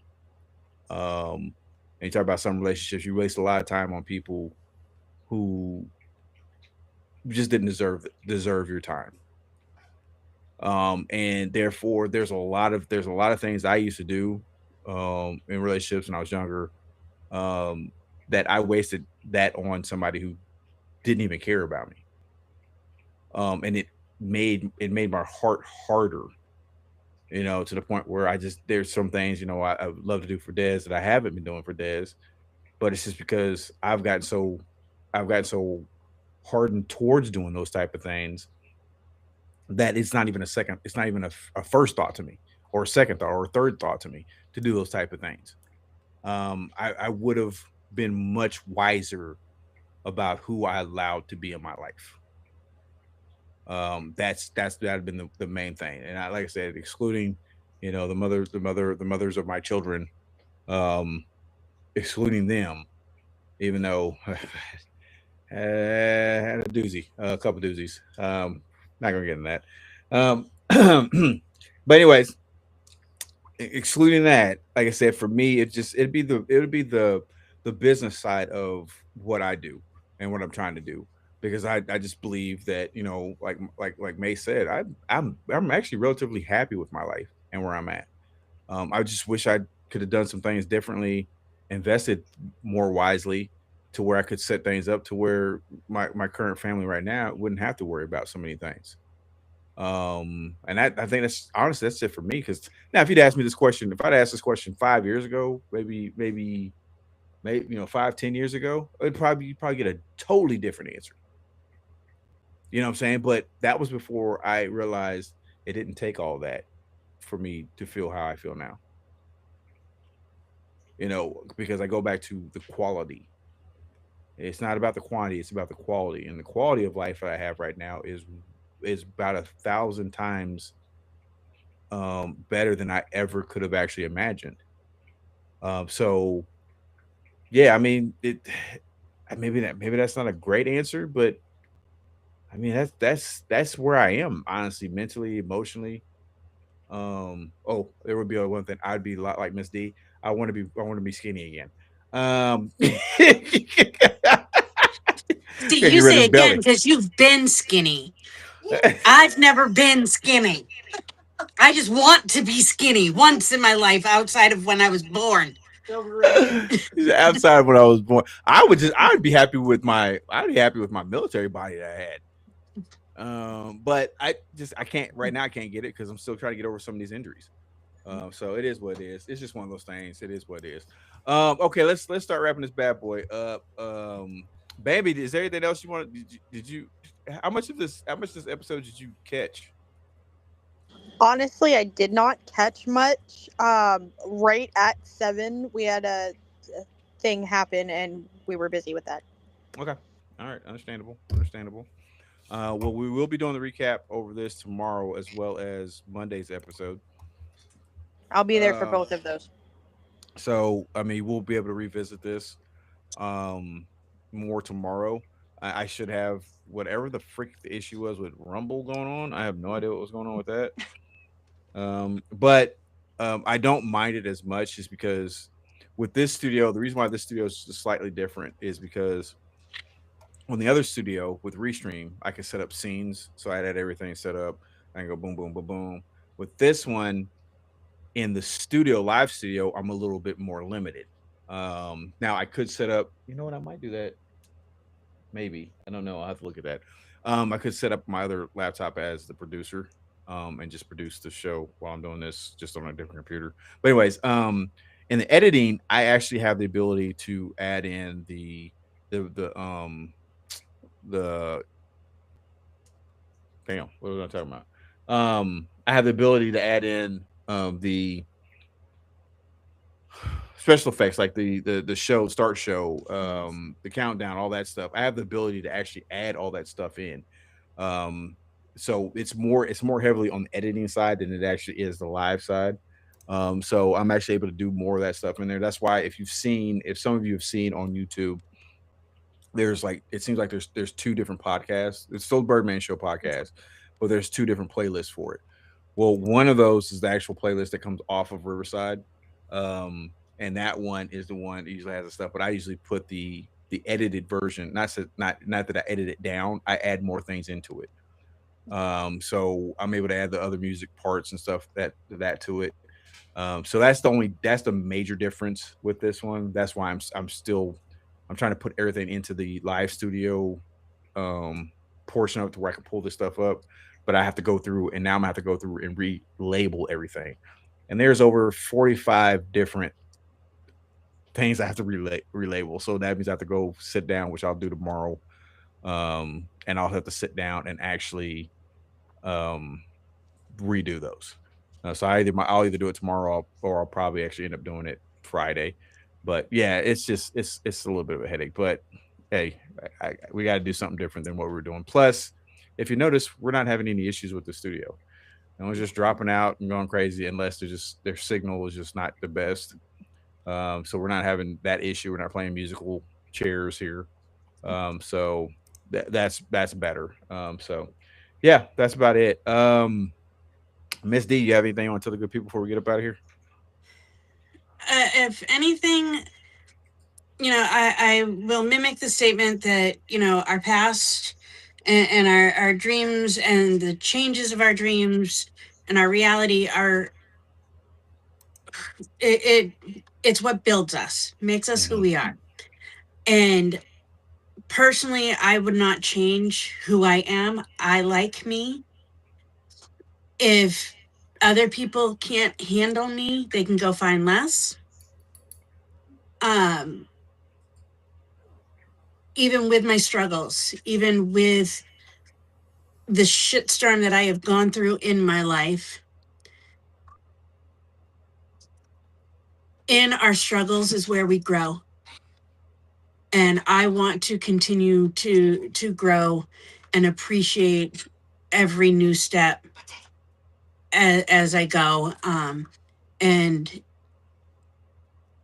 if my journey takes me through various dreams to the point where I can taste that reality on different levels, then I'm spiritually and mentally wealthy beyond anything that I could ever imagine, even as a child. I am I'm rich in that way. And that to me is perfection. I Okay. like that. I like that. I like that. Bambi, I mean, I know you weren't with us very long, but do you have anything you want to tell the good people before we get up out of Not really. I think that mom just kind of, yeah, no, they can't follow that. here? Watch us. Don't feel Um, bad, Bambi. Not a lot of people can follow your mama.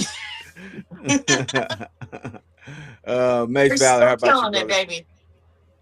Yeah, you know Facts. me, man. It's this life thing is interesting, you know, and we're kind of all like in the same boat. We feel a lot of the same vibes, and it's not easy for a lot of us, but at the end of the day, it's like there's a lot of gratitude in what we have, and that I think there needs to be more of in the world, instead of like this constant yearning for the road not traveled, or the constant pang of regret. Okay, goodbye. Oh Jesus, what the heck?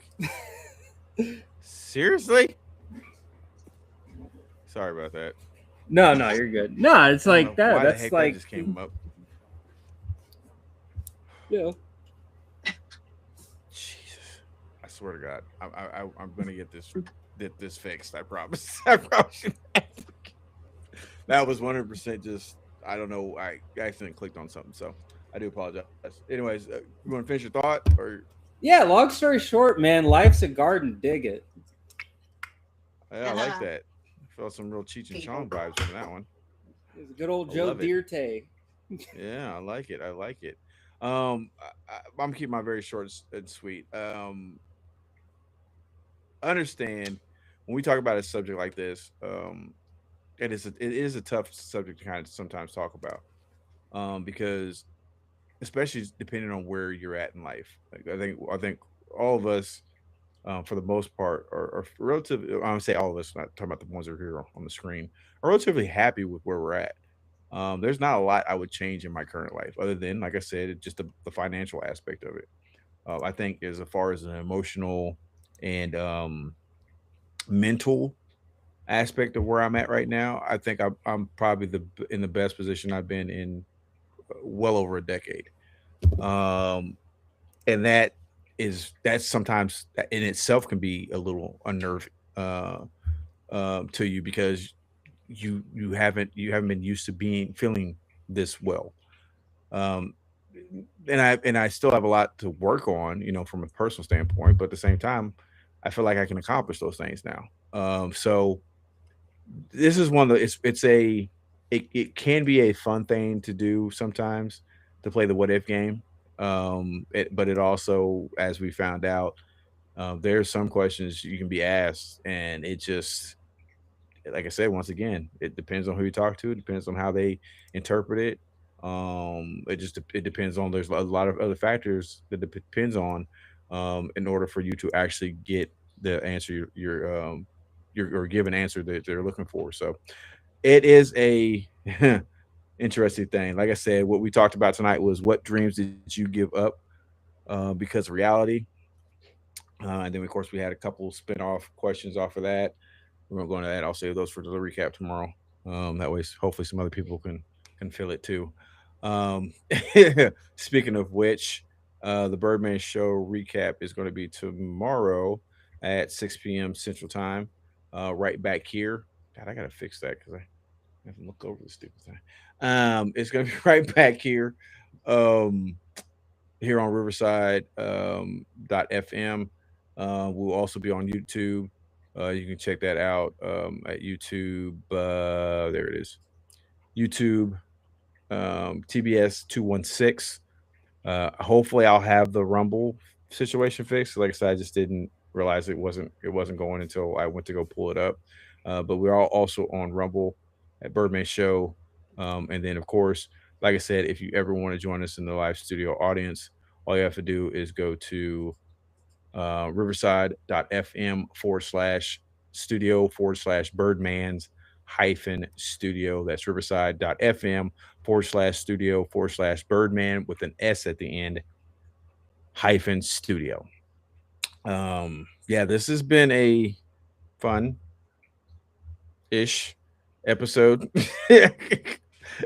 I told you that I said this was going to be one of those ones that I did not know how it was going to go. The question was a question, and it could go lighthearted. It could go really deep.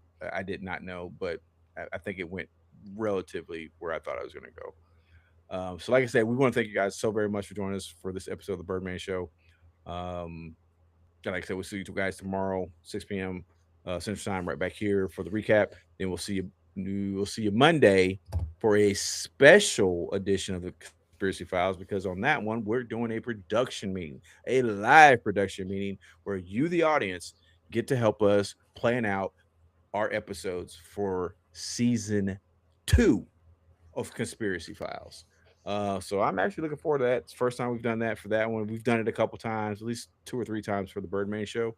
It is fun, especially when you get to hear other people talk about that. So if you have anybody out there that loves conspiracy theories, the production meeting is definitely one episode you really want to watch or join in, because the simple fact is that you can talk to us about talk to us about um help us help- Oh, oh, she'll have ideas. okay. Pick me. Okay, good, definitely, I'll make sure definitely. I give her the links before I leave here in the morning so she knows Yes, how to get set. definitely. Like I said, this is gonna be one I'm really pushing for the Riverside studio because of the live call-in feature. So if you have a desktop laptop, definitely join us on the studio because then you can actually join us live um, for oh crap! God bless America. It did it that time. Sorry, I can click on something sometimes. Like I said, the whole screen just goes away as if I just minimize my whole screen. Um, so it kind of freaks me out every time it does it. But anyways, but we're gonna be doing that. That's gonna be Monday. So that should be a very interesting uh I could say episode, but it's gonna be a production meeting. So like I said, it's gonna be our normal time. So like I said, that's the time we're gonna map out our episodes for the season. So definitely, Mace, if you're gonna be able to make that, if you got some conspiracy theories that you have in the bag, we're gonna get those out. We're gonna talk about those and map them out as far as how we're gonna do them. So I'm looking forward to that. It's always fun. It is a very interesting thing to do. So yeah. So hey, I have nothing else further for my cohorts here. I love you guys. I really appreciate you guys. I really do appreciate my co-hosts. They're freaking phenomenal. I love doing this show with you guys. It just it makes things a lot easier. So like I said, I can get up here and just spout a bunch of crap off, which I have no problem doing. I really don't care. But I do like being able to bounce ideas and thoughts off with everybody else. You guys are awesome, and I really do appreciate you guys for that. So for Bambi, for Misty, for Mace Valor, I am the Birdman, and you have been watching the Birdman Show, the Let's Talk About It edition. Yeah. So we'll see you guys tomorrow for the recap. And like I said, just be good to each other. But before you can be good to each other, make sure you're good to yourself. Take care of yourselves. We love you guys, and we'll see you guys tomorrow. Do it with me as we get up out of here. Birdman out. That is right.